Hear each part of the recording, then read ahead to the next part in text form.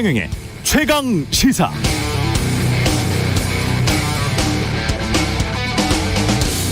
네, 경쟁은 자본주의의 활력을 불어넣습니다. 창의적 아이디어를 촉진하고 기업의 활력을 불어넣고 시장을 활성화시킵니다. 기업이 경쟁에서 가격이 싸지거나 새로운 상품 서비스가 나오면 그건 소비자에게 이득이 되죠. 그런데 그렇게 경쟁에서 승리한 소수 기업들이 독과점 구조를 형성하면 이야기가 달라집니다. 새로운 경쟁자의 출현이 힘들어지고 독과점 담합이 생겨나면서 소비자가 선택할 자유는 점차 사라지게 됩니다. 결국 소비자는 비슷한 상품을 비싼 비용 치르면서 울며 겨자 먹기로 사는 신세로 전락할 수 있습니다. 지금 우리 정치 구조는 어떤가요? 양당 독과점의 재벌 구조라고 해도 크게 틀린 말이 아닐 겁니다. 그렇다면 최소한 두 당 내부에서라도 경쟁이 격화되고 창의적 아이디어를 촉진하고 정당의 활력을 불어넣으면서 유권자들에게 기여할 혁신의 돌파구가 마련돼야 하는데 그게 잘 보이지 않아 답답한 것이죠. 이른바 이준석 현상은 이런 유권자들의 답답한 마음을 반영하고 있는 것 같습니다. 이 현상이 알맹이가 있는 정치 혁신으로 이어질지 아니면 이미지 쇄신용으로만 그칠지는 알 수 없으나 현직 국회의원들은 최소한 이런 반성은 해야 할 것 같습니다. 우리가 얼마나 낡아 보였으면 이런 현상이 일어나는 것인가. 이런 현상이 자당 내에서 스스로 일어나는 국민의힘은 그나마 다행입니다. 이준석 현상에 가장 많이 반성해야 하는 정당은 더불어민주당입니다. 네, 안녕하십니까. 5월 31일 세상에 이익이 되는 방송 최경련의 최강시사 출발합니다. 저는 KBS 최경련 기자고요. 최경련의 최강시사 유튜브에 검색하시면 실시간 방송 보실 수 있습니다. 문자 자면은 짧은 문자 50원, 긴 문자 100원이 드는 샵 9730 무료인 콩 어플 유튜브에 의견 보내주시기 바랍니다. 오늘 1부에서는 최근 정치 활동을 재개한 황교안 전 국민의힘 대표 스튜디오에 직접 출연하고요. 2부에서는 최고의 정치 더불어민주당 강훈식 의원, 국민의힘 성일정 의원 함께합니다.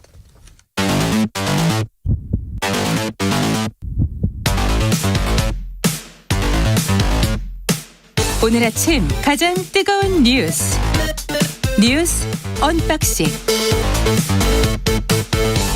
네, 뉴스 언박싱 시작합니다. 민동기 기자, 김민아 시사평론가 나오셨습니다. 안녕하십니까? 안녕하십니까? 안녕하세요. 예, 지난주에 하호영 기자 작별 인사를 못하고 갔는데 네. 예, 하호영 기자는 작별을 했고요. 네.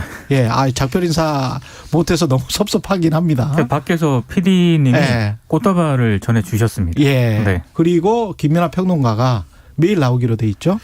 네, 뭐 오늘은 원래 예. 나오는 날이기도 했지만, 예. 네, 뭐 일주일 내내 오는 걸로. 예. 앞으로 뭐 잘 부탁드립니다. 네, 하영 기자가 무슨 사연이 있어서 네, 예. 이 작별을 했는지는 제가 모릅니다만, 예. 하호영 기자를 밀어낸 건 아니죠. 제가 뭐 네, 제가 민 사실은 없으나, 네, 뭐 어떻게 할까요? 민 사실은 없으나. 조만간 네. 만나서 예. 자세한 얘기를 듣기로 예, 했습니다. 듣기로 했고 네. 얀센 백신 존슨앤존슨 제약회사에서 나온 거죠. 네. 이게 100만 명분이 도착 예정이네요. 이번 주에. 그러니까 한미 정상회담에서 약속한 55만 명분보다 2배가량 늘어난 물량이고요. 예. 30세 이상 예비군 민방위 대원 등에게 선착순 접종할 방침입니다. 예.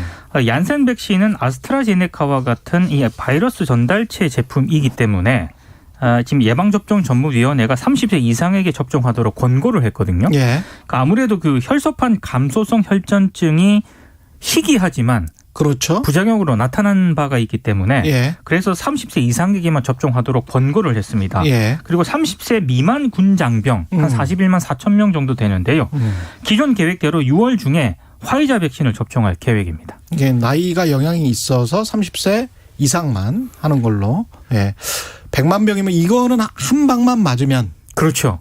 한 번만 접종하면 네. 이거 끝나는 거죠? 끝나는 겁니다. 그러니까 이게 한 번만 접종하면 이제 해결되는 그런 백신이기 때문에 예. 사실 2번 접종하기 어려운 계층들 예를 들면은 뭐 어떤 외국인 노동자 중에 이렇게 의사소통이 쉽게 안 되는 분들이라든지 또는 이제 뭐 벽오지 거주자라든지 뭐 원양어선 선원이라든지 이런 분들을 대상으로 맞추면 이제 가장 좋은 그런 백신이긴 하거든요. 그렇긴 하겠네요. 하지만 예. 이제 미국에서 제공을 할 때 명분이 이제 군 장병들에게 이제 접종하는 것이다라고 했기 때문에 그렇죠. 그런 이제 그런 부분보다는 예. 지금 말씀하신 대로 예비군이나 민방위인 접종을 하게 된 것인데요. 예. 가장 좋은 그림은 이제 미국에서 제공한 백신을 바로 이제 군 장병들에게 맞히는 게 30세 미만 장병들에게 맞히는 게 가장 좋지만 일단은 이것도 FDA 승인을 받은 이제 백신이긴 하기 때문에 어쨌든 그리고 원래 이제 약속한 분량보다 더 많이 들어왔기 때문에 예. 우리에게 어쨌든 좋은 일인 것 같긴 합니다. 왜냐하면 이게 결국은 예. 지금 쭉 말씀하셨지만 얀센 백신을 다른 데 투입하고 원래 이제 그 부분에 투입됐어야 될 파이자 백신을 이제 30세 미만 군 장병들에게 또 추가로 맞힐 수가 있게 된 것이기 때문에 예.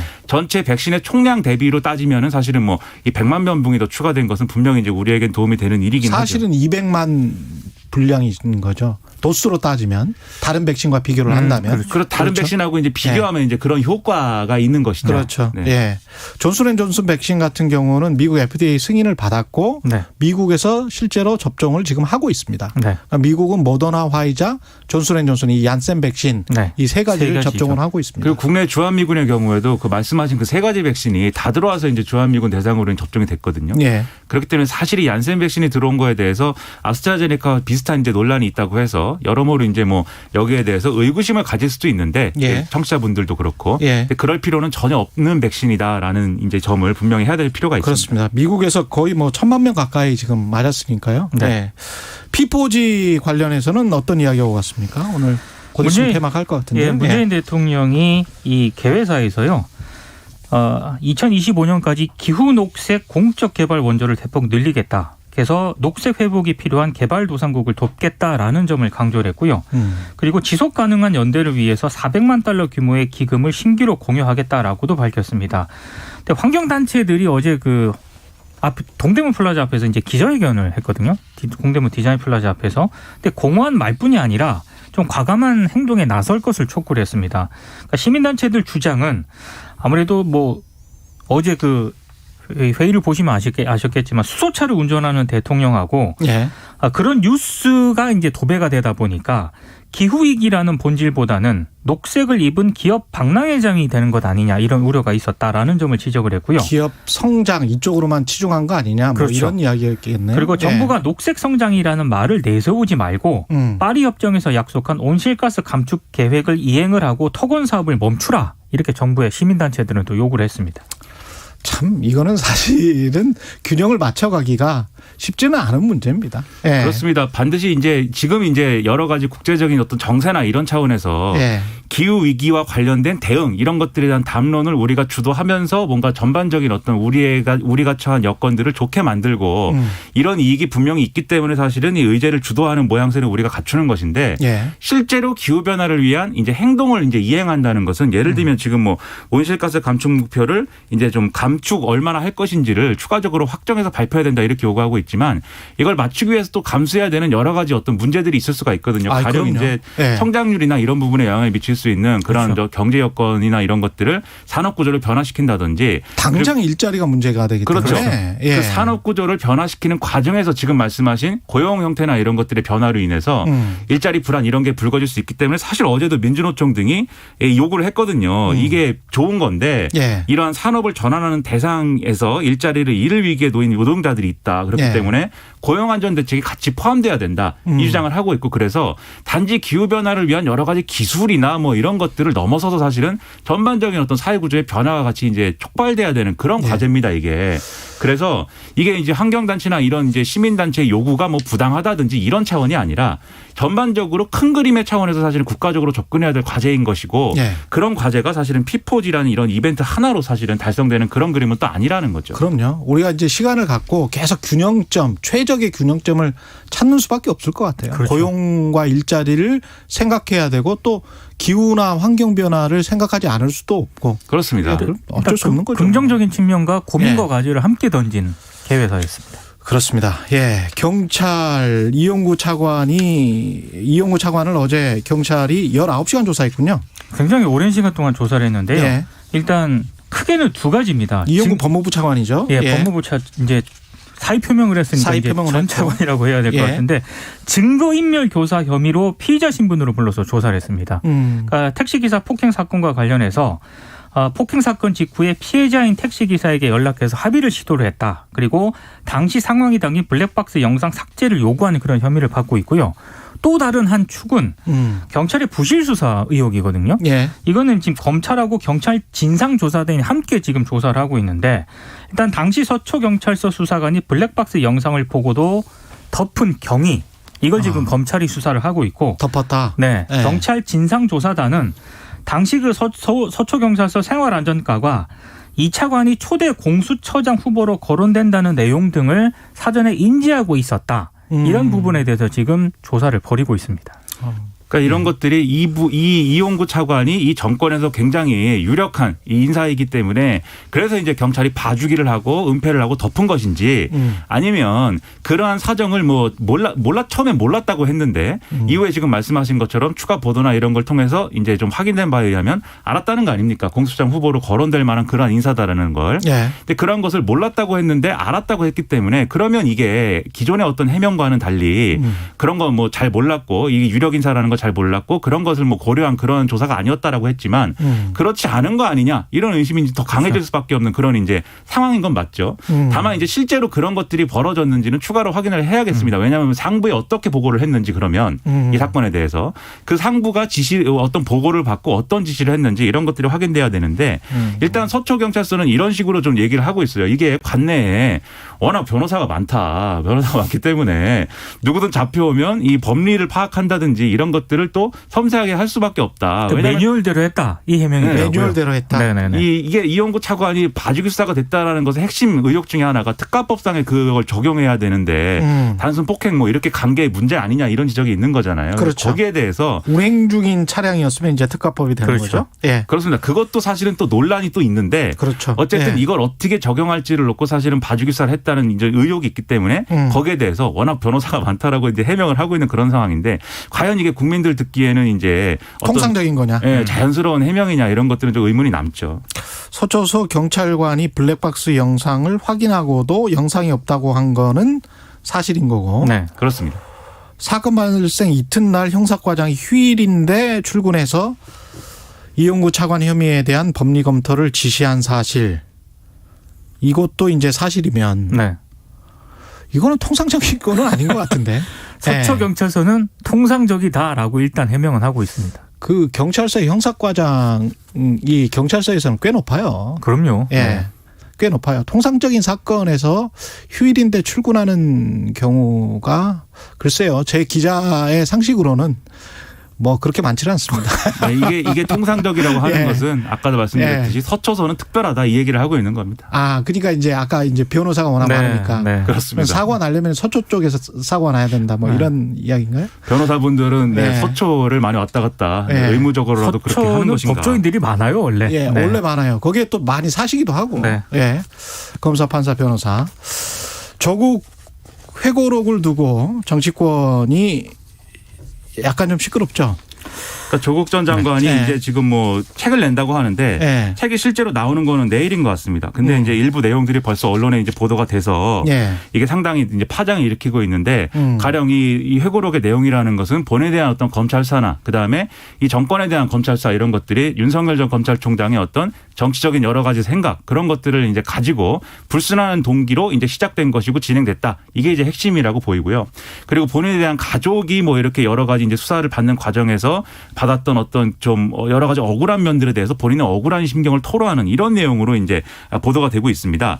여기에 대해서 국민의힘은 일단 조국 전 장관에 대해서 다시 한번 이제 집중포화를 퍼붓는 이런 전략으로 나오고 있고요. 그래서 내로남불이라든가 결국 아파 찬스 이런 것들은 본인도 인정하고 있는 거 아니냐 이런 점을 강조하면서 뭐하러 이런 책을 내서 또 이런 이제 좀 국론 분열을 일으키느냐 이렇게 접근하고 있는 것 같은데 지금 여당의 속내는 상당히 복잡한 그런 상황일 것 같습니다. 왜냐하면 일단 전당대회도 전당대회 근데 뭐 이 국민의힘의 전당대회도 효과도 있지만 이쪽에 사실은 그 여당의 경우에는 대권주자들의 경쟁 구도가 있는 거 아니겠습니까?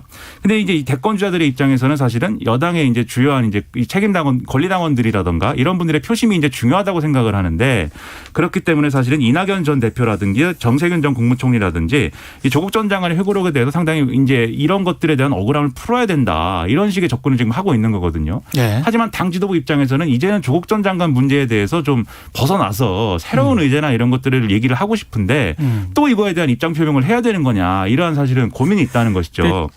그 책이 근데 6월 1일 날에 정식 발간되는 거죠. 그러니까 지난주부터 이제 관련 내용들이 보도가 되기 시작했는데요. 네. 일단 조국 전 장관 페이스북을 보니까 왜 자기가 책을 냈는가에 대한 이런 좀 긴 글을 좀 적어놓긴 했더라고요. 결국은 내용이 중요하겠죠. 그러니까 네. 책을 읽어보고 얘기를 해야 되는데 그렇습니다. 솔직히 그 조국 전 장관이 페이스북에 남긴 글을 보면은 그 재판이라든가 자기에 씌워진 혐의 있지 않습니까? 예. 이런 부분보다는 그동안 언론 보도를 통해서 굉장히 잘못된 그런 내용들, 그러니까 오보가 많았는데 예. 그런 부분에 대해서는 본인이 바로잡고 싶었다. 이런 취지의 페이스북으로 글을 썼기 때문에 오보가 많았던 것도 사실이고요. 네. 그래서 예. 책을 좀 정확하게 읽어보고 얘기를 예. 좀 해야 되잖아요. 사실은 요거는 책을 정확히 읽어봐야 될 것 같아요. 왜냐하면 6월 1일부터 서점에 이렇게 배포가 된다고 하니까 그거 관련해서는 조금 더 읽어보고 상황이 더 들어오면 벌써 예. 베스트셀러에 막 오르고 뭐 그래요? 엄청나다고 합니다. 네. 사전 예약 때문에. 네. 그리고 여당 일부 지지자들은 이 책을 사는 이 예약 구매하는 것으로 이 조국 전 장관에 대한 지지 의사를 막 표명해야 된다. 예. 이렇게 막 번지고 있는 그런 상황이라고 하니까 이 책이 나오는 것과 안 나오는 것 그리고 내용이 어떻든 이런 건 벌써 다 떠난 문제인 것 같고 이미 정치적으로 뜨거운 사안이 돼버렸어요 이미. 알겠습니다. 뉴스 언박싱 민동기 기자 김민아 시사평론가였습니다. 고맙습니다. 고맙습니다. KBS 라디오 최경영의 최강 시사 듣고 계신 지금 시각은 7시 36분입니다.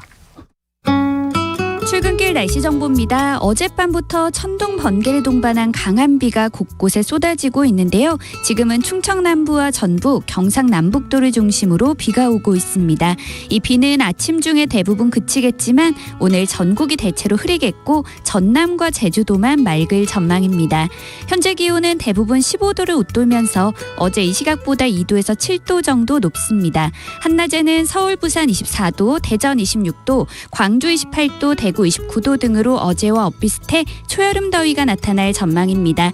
현재 서울의 기온은 17.1도입니다. 날씨 정보 송소진입니다. 이어서 이 시각 교통 상황을 KBS 교통정보센터 김한나 씨가 전해드립니다. 네, 월요일인 만큼 서울 시내에는 출근 차량들로 정체 구간이 길어지고 있습니다. 강변북로 구리 방면으로는 행주대교에서 동작대교까지 길게 밀리고요.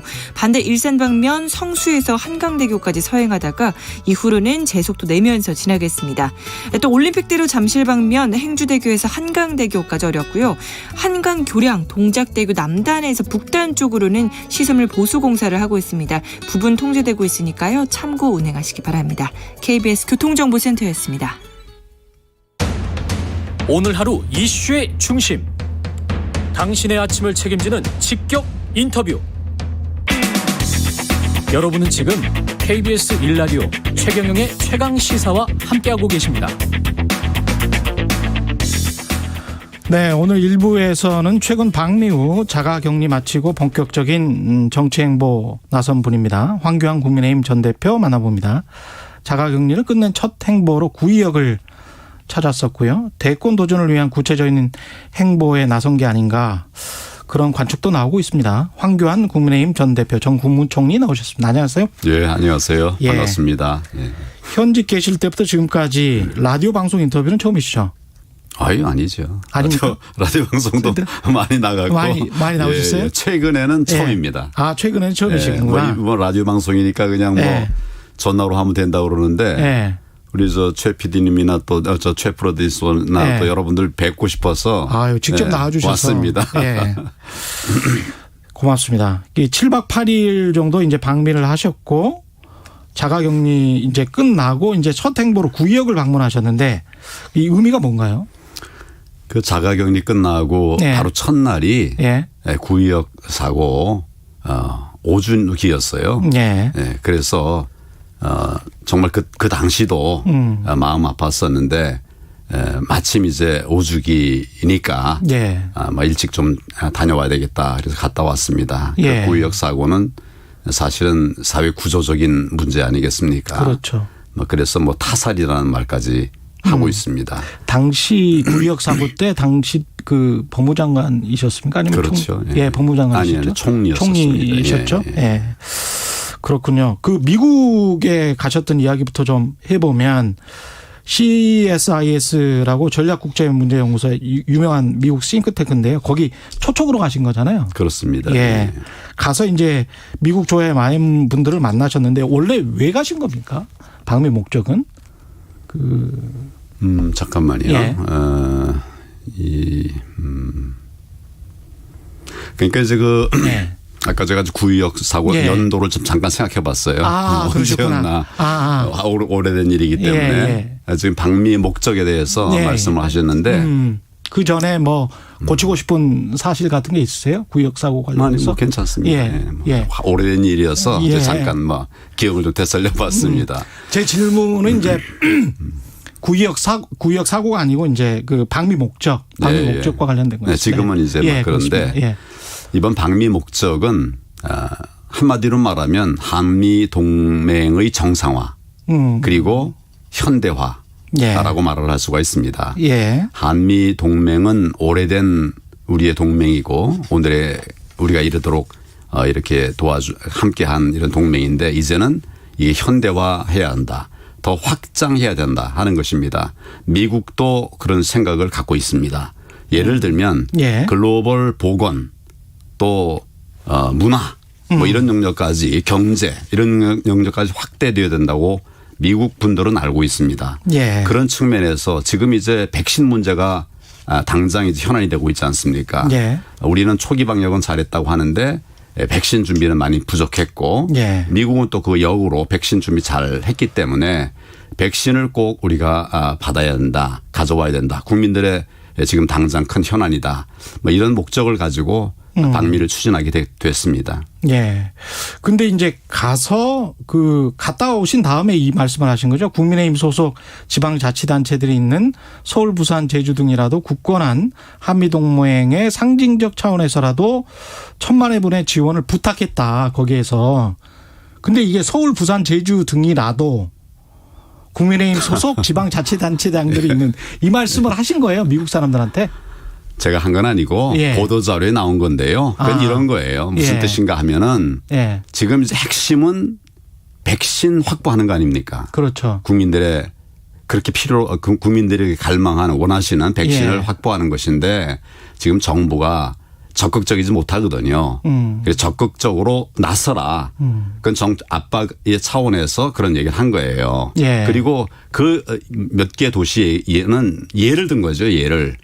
그 도시 안에는 개파 사람만 사는 것이 아닙니다. 예를 들어 서울 같으면 우리 우리 국민의힘 사람만 사는 게 아니지 않습니까? 그렇죠. 다른 데 마찬가지예요. 그러니까 모든 국민들이 다 대상인데 빨리 가져와야 되는데 정부가 미온적이니 이런 방법으로라도 빨리 압박을 해서 노력을 해라 이런 뜻이고요. 지금도 정부가 더 많은 노력을 해야 된다 이런 생각을 합니다. 이 말은 미국의 공화당 계열의 분들에게 이야기를 하신 거예요? 아니죠. 누구한테? 그 일단 보도 자료에 그게 이제 들어간 거예요. 미국에서 직접 하신 말씀은 아니고요? 아니죠. 그렇죠. 그렇군요. 그래서 결국은 핵심은 백신 확보다. 그렇게 하기 위해서 제가 여러 노력들을 했고 지금도 많이 부족합니다. 갔다 오시고 이제 대통령은 이제 방미를 해서 그 백신을 생산하기로 MOU는 협정은 체결을 했는데요. 어떻게 보세요? 방미 성과는 대통령의 방미 성과는 그래서 이제 그 나름대로의 성과가 없지는 않았다 이렇게 생각합니다. 그걸 어떻게 보면 그 무의는 아니다. 그런데 문제는 그런 논의들이 실제로 집행이 돼야 된다 하는 것입니다. 실제로 집행이 돼야 된다. 저는 이제 백신 확보 부분에 관해서 사실은 많이 아쉽습니다. 제가 부분이? 미국에서 요청한 것은 1,000만 회분 또는 2,000만 회분을 부탁한다. 미니멈 1,000만 회분이 필요하다라고 했고 미국에서도 그 공감을 한 분들이 많이 있어요. 그런데 이제 이게 50만 회분 또 오늘은 이제 돈 들어서 미국에서 100만 회분을 준다고 하는데 100만 명분. 예. 예, 회분. 예. 그러니까 몇 회를 줄 건가 하는 건데 결국 이제 이를테면 우리가 원하고 필요한 거는 훨씬 더 많지 않습니까? 예, 그렇죠. 예, 그런 면에서는 많이 아쉽고 또 더 중요한 것은 그동안 이제 나름대로 협의한 이런 것들이 말뿐이 아니라 정말 집행이 돼야 된다. 다시 되돌아간다고 하면 이건 정말 국민들에 대한 큰 잘못이다. 그런 생각을 합니다. 정부 입장은 아마 그런 것 같아요. 이미 이제 백신이 국민 수 비해서 한 2배 정도 확보가 돼 있고 빨리 와야죠. 게다가 이제 모더나 같은 경우는 MOU 맺어서 한 8, 9월부터 생산을 하니까 충분히 3분기까지는 한 60, 70% 정도 접종이 가능하지 않겠느냐. 그렇게 이야기를 하고 있는 건데 그 못 믿겠다. 아니 빠를수록 좋은 거 아닙니까? 빨리 미국은 좋겠다. 지금 마스크 다 벗고 있어요. 그 당장 있는 것을 받아다가 쓰겠다는 것이지 시간 두면 얼마든지 우리 할 수 있겠죠. 국민들은 한시가 급한데 조금 더 빨리 9월이다 11월이다 이렇게 말할 상황이 아니라고 저는 생각하고 할 수 있는 대로 빨리 최대한 빨리 하자. 그렇죠. 백신을 확보해서 국민들에게 맞게 해드려야 된다. 그런 생각입니다. 국민의힘 당대표 경선 상황은 지금 어떻게 보고 계십니까? 이준석 바람이 굉장히 거센데. 아주 저도 흥미진진하게 보고 있습니다. 이제 후보들이 다 자기 역량들 충분하게 발휘해서 정권 교체를 이루고 또 우리 미래 비전을 국민들에게 보여드리는 그런 경선이 되기를 바라고 또 그렇게 될 겁니다. 이준석 전 최고 같은 경우는 이렇게 돌풍이 거센 이유를 뭐라고 보세요? 당내에서도 그런 것 같은데. 기성 정치에 대한 기성 정치인들에 대한 염증 아니겠습니까? 그러니까 민주당은 정치를 잘했다고 말할 수 없는데 늘 내로남불 남 탓 이런 거 하고 있고 또 우리 국민의힘도 많이 이제 부족하다 그런 생각들 하고 있지 않습니까? 많이 실망한 것들이 좀 있지 않습니까?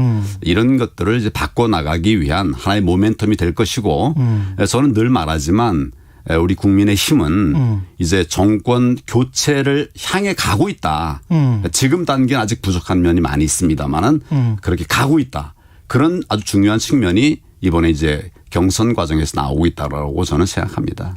그런데 당대표로서 나경원 후보 같은 경우는 특정 후보 유승민 후보를 지원하는 대통령 후보로 지원하는 이준석 후보가 되면 통합의 걸림돌이 될 것이다 이런 말을 했는데요. 어떻게 보십니까? 저는 편가르기 하거나 개파 활동하는 것을 하지 말자라고 우리 당 안에서 계속 얘기를 했고 거의 다 없어졌습니다. 근데 이제 다만 같은 당 안에서라도 다양한 의견을 표출하는 것은 저는 나쁘지 않다라고 생각합니다. 그러니까 다양한 의견들이 모아서 정말 저 국민들이 신뢰할 만한 당이 되는 거 아니겠습니까? 민주당은 아마 친문, 독주 그 외에 다른 것이 허용이 안 될 것 같아요. 저는 이번 당에서 이런 다양한 이야기가 이렇게 오가는 것은 좀 바람직한 일이라고 생각하고 다만 이런 것들을 이제 승리로 모아가는 그런 과정으로 삼아야지 서로 싸우는 과정으로 그치면 안 된다. 그런 생각은 명백합니다. 국민의힘 입장에서는 어떻게 해야 될까요? 정권 교체를 위해서는 당대표가 어떻게 보십니까? 이준석 대표가 되는 게 좋습니까? 나경원 대표나 주호영 대표가 되는 게 다른 분들이 중진 분들이 되는 게 좋습니까? 어떻게들 보실까요, 국민들은? 아니 이 모든 분들이 총리님은 어떻게 보시는지 역량을 다 발휘를 해서 우리 당이 국민들에게 정말 신뢰 받을 만한 당으로 변해 간다고 하면 국민들께서 아주 현명한 판단을 하실 겁니다. 그런 걱정 미리 안 해도 될 것 같습니다. 그래요? 하나의 큰 변화 아니겠습니까? 바람이고. 그렇죠. 윤석열 전 총장 같은 경우는 영입을 꼭 해야 되는 걸로 보시는 거죠? 어떻게 보세요? 저는 지금 이제 우리의 과제는 정권 교체라고 생각합니다. 지금 국민들이 이 정권 밑에서 얼마나 힘들어 하십니까? 정말 집 마련하기도 힘들고 어떻게 보면 의식주에 그 주 문제가 해결되지 않고 있지 않습니까? 예. 민생은 정말 막 힘들어지고 소상공인 제일 힘들다고 그러잖아요. 예. 이거 반드시 막아내야 됩니다. 교체해야 됩니다. 예. 그러려고 그러면 많은 분들이 모여야 돼요. 뭐 너는 되고 너는 안 된다. 뭐 이럴 때가 아니고 어떻게 보면 이제 헌법 가치를 같이 하는 이런 모든 분들은 다 힘을 합해야 된다. 그런 생각입니다. 그래서 뭐 윤석열도 들어오고 지금 거론되는 이런 분들이 다 당에 와서 그러니까 뭐 제3지대도 얘기하지만 그것도 생각할 수는 있지만 벌써 시간 지금 없지 않습니까? 그렇죠. 뭐 당 만들고 밖에 가서 이렇게 해서 통합하고 그럴 시간이 없어요. 저는 함께 모여서 우리 저 국민의힘 안에 모여서 우리 당 안에 누구 뭐 내 목 얘기할 사람 없습니다. 제가 통합할 때 저를 내려놓고 통합을 한 거거든요. 공청화정도 마찬가지고요. 그래서 지금은 다 뭉쳐서 이제 대의가 뭐냐면 결국 정권 교체해서 국민들 살 수 있는 나라 만들자. 그거 아니겠습니까? 그 윤석열 전 총장 같은 경우는 대선 대통령감으로서는 어떻게 보십니까? 뭐 강직한 사람이죠. 예. 그리고 이제 앞으로 연단과 또 여러 훈련 과정을 거치면 더 튼튼해지리라고 생각합니다. 아직은 안 거쳤다? 아니 그런 과정. 지금 뭐 완전한 사람 어디 있겠습니까? 예, 완전하지는 않다. 그럼요. 어느 후보도. 예. 그리고 또 이제 정치를 본격적으로 하게 되면 많은 또 이렇게 공격들이 있을 거 아닙니까? 그렇죠. 그런 연단들을 통해서 정말 이제 진주가 만들어지는 것이죠. 그래서 이런 인재들은 저는 많을수록 좋다 이런 생각입니다. 대표님은 어떻게 하실 거예요? 지금 뭐 여러 번 말씀드렸는데 뭐 제 목표는 정권 교체를 이루는 것입니다. 그것을 위해서 제가 할 수 있는 모든 걸 다 할 겁니다. 뭐 제가 언젠가 문직이라도 하겠다. 문직이라도 하겠다. 그럼요. 국민들을 위해서는 정권 교체가 반드시 필요합니다. 그 후보는 나가실 생각이세요? 제 생각은 지금 정권 교체가 오로지 큰 유일한 목표입니다. 유일한 목표이기 때문에 뭐 나가든 안 나가든 뭐 뭔가는 하겠다. 지금 말씀드린 것처럼 이게 그냥 정부가 엉터리로 해도 괜찮은 게 아니라 당장 망가지는 것이 힘들어지는 게 국민 아닙니까? 그렇죠. 그냥 보고 있을 수는 없죠. 아니 근데 저는 그 언론인 입장에서 이 말씀을 정확히 구체적으로 해석을 해야 되기 때문에 이걸 대권 도전이라고 받아들여야 되는 건지 아닌지 그 말씀을 좀 부탁드리는 거예요. 그냥 제가 정권 교체가 제 목표다. 정권 교체가 제 목표다. 거기까지 받아주시죠. 예. 뭐 대권 도전이라고 받아들여야 될 것 같기도 하고요. 홍준표 의원 복당은 어떻게 해야 될까요? 지금 뭐 우리 본래 당원이었고 당 대표하지 않았습니까? 제가 지금 거듭 말씀드리다시피 힘을 다 모아야 됩니다. 그래서 홍준표 대표도 당에 들어와야 되고 지금 여러분들이 걱정하는 것처럼 홍준표 대표가 우리 당에 해가 될 일을 하지 않을 겁니다. 뭐 옛날 자꾸 생각하고 그럴 게 아니라 지금 오늘 시점에 봐서 저는 다 힘을 모아야 된다 이런 생각합니다.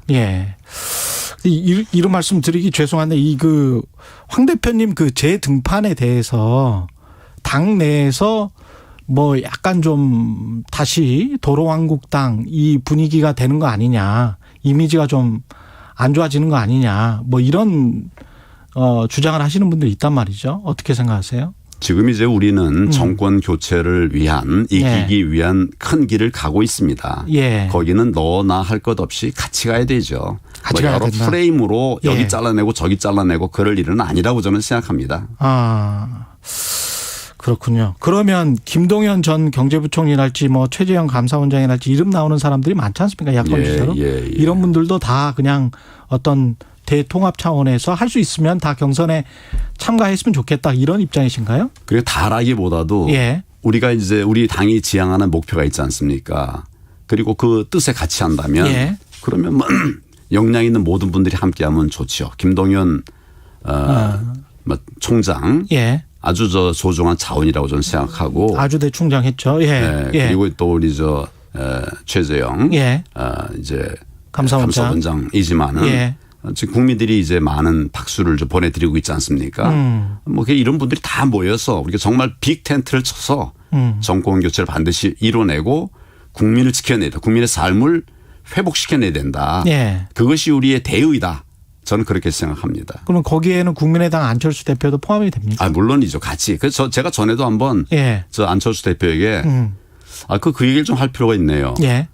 저 2019년도에 이제 제가 대통합, 자유우파 정당들의 대통합을 이제 추진을 했습니다. 예. 그때 이제 그 안철수 대표 쪽과도 그 협의를 했어요. 예. 뭐 유승민 대표 쪽 또 뭐 다른 그 현존하는 정당들과 다 협의를 했고 정말 내가 우리를 내려놓겠다. 우리 제1야당이고 뭐 거대 야당이지만 우리를 내려놓겠다 이런 자세를 가지고 예. 쭉 했어요. 예. 그래서 이제 유승민 대표도 들어왔고 지금 뭐 통합이 이루어지지 않았습니까? 2020년. 예. 이제 그때 안철수 대표도 사실은 생각이 전혀 없었던 건 아닙니다. 안철수 대표와 함께 하던 이런 의원들은 사실은 다 뜻을 같이 했었어요. 그래서 이제 뭐 흩어져서 들어온 분도 있고요. 그래서 그리고 안철수 대표도 이제 그 지역 후보를 내지 않은 거 아닙니까? 예. 예, 그런 것들이 결국 이제 통합의 과정이라고 저는 생각을 하고 안철수 대표도 지금 대의가 뭔지를 알기 때문에 결국은 같이 하리라 생각하고 또 같이 해야만 정권 교체가 이루어집니다. 예. 알겠습니다. 전반적으로 그 통합, 정권 교체 이런 말씀을 하셨습니다. 예, 말씀 감사하고요. 황교안 국민의힘 전 대표였습니다. 고맙습니다. 예, 감사합니다. KBS 라디오 최경영의 최강시사 1부는 여기까지입니다. 감사합니다.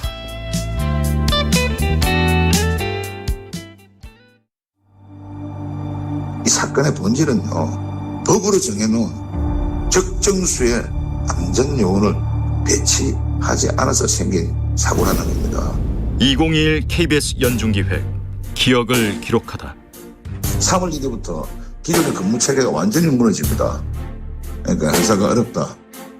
원청에서 비용을 아끼려고 다들 합쳐라, 사람을 줄여라.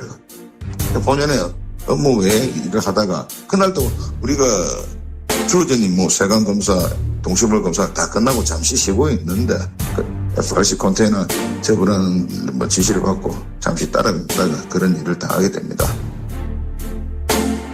그 작업이 시작부터 끝날 때까지 모든 관리 감독을 하는 안전관리자, 또 지게차를 보고 수신호하는 신호수, 법적으로 2명을 두게 되어 있습니다. 2명은 그냥 1명만 있었어도요 이런 사고는 안 나는데요. 8년간 제가 그걸 봐왔지 않습니까? 언제 한번 안전요원을 세워본 적이 있습니까? 왜 그랬겠습니까? 인건비 좀 아끼려고 했는데요. 인건비. 영리를 위한 목적을 가지고 안전은 등한시한다면 이런 사고는요, 내일도 날 수 있고요, 모레도 날 수 있고 계속해서 이어집니다. 평택항 일터에서 불의의 사고를 당한 고 이선호 군의 아버지 이재훈 씨는 기억합니다. 사고 현장에는 산업안전보건법상 반드시 있어야 하는 숙련된 안전요원이 없었습니다. 또한 그 업무는 선호군 담당도 아니었고 작업 기획서도 작성되지 않았습니다.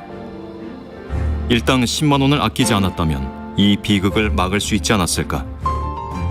우리가 이선호 군의 사망을 기억해야 하는 이유입니다. 당신과 대한민국의 기억, KBS가 기록합니다.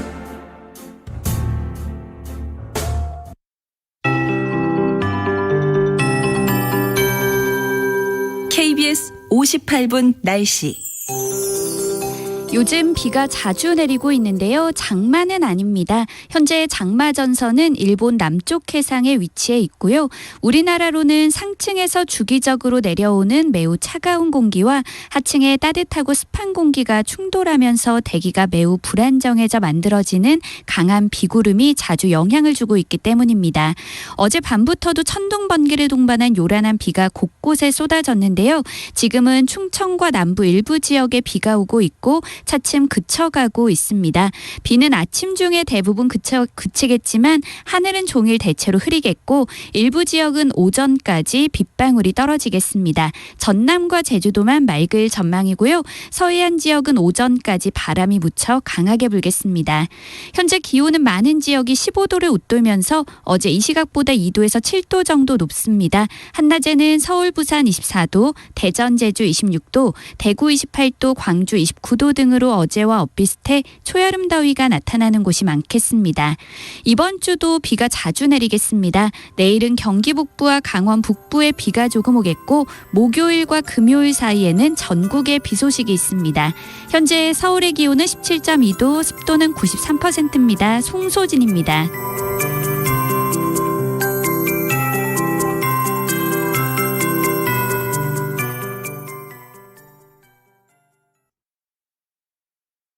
정성을 다하는 국민의 방송 KBS가 8시를 알려드립니다.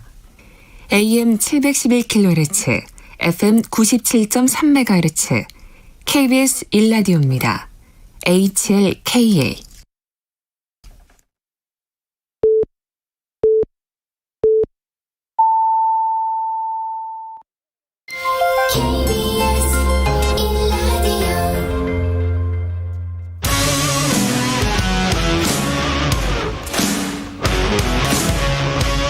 오늘 하루 이슈의 중심 최경영의 최강 시사.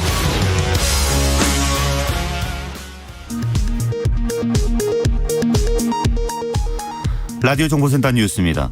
내일부터 코로나19 백신을 한 차례라도 맞은 사람은 직계가족 모임에 인원 제한 없이 참석할 수 있게 됩니다. 또 요양병원과 요양시설의 환자나 면회객 중 한쪽이라도 접종을 완료했다면 대면 면회가 가능하고 어르신은 한 차례 접종만으로도 노인복지시설 이용이 수월해집니다. 중앙방역대책본부 등에 따르면 정부는 6월 1일부터 접종자의 일상 회복을 지원하기 위해 이 같은 인센티브를 제공하기로 했습니다. 미국 플로리다주 마이애미에서 현지 시간으로 30일 총기 난사로 2명이 숨지고 20명 이상의 부상자가 발생했다고 현지 경찰이 밝혔습니다.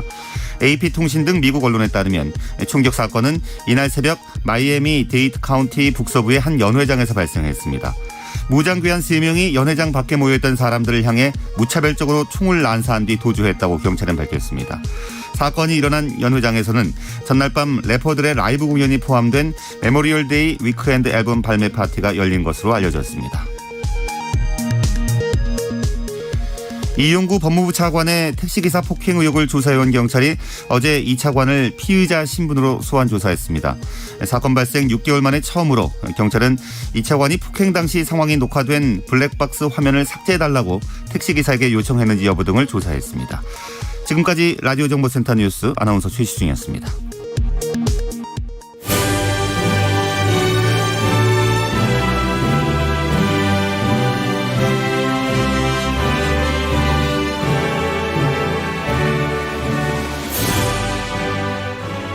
네, 전국의 가장 뜨거운 현안을 여야 의원 두 분과 이야기 나눠보는 최고의 정치. 오늘도 여야 의원 두 분 나오셨습니다. 더불어민주당 강훈식 의원님 나오셨습니다. 안녕하십니까? 네, 안녕하세요. 네, 국민의힘 성일종 의원님 나오셨습니다. 안녕하세요. 네, 안녕하셨습니까? 네, 최경영의 최강 시사 유튜브에 검색하시면 실시간 방송 보실 수 있고요.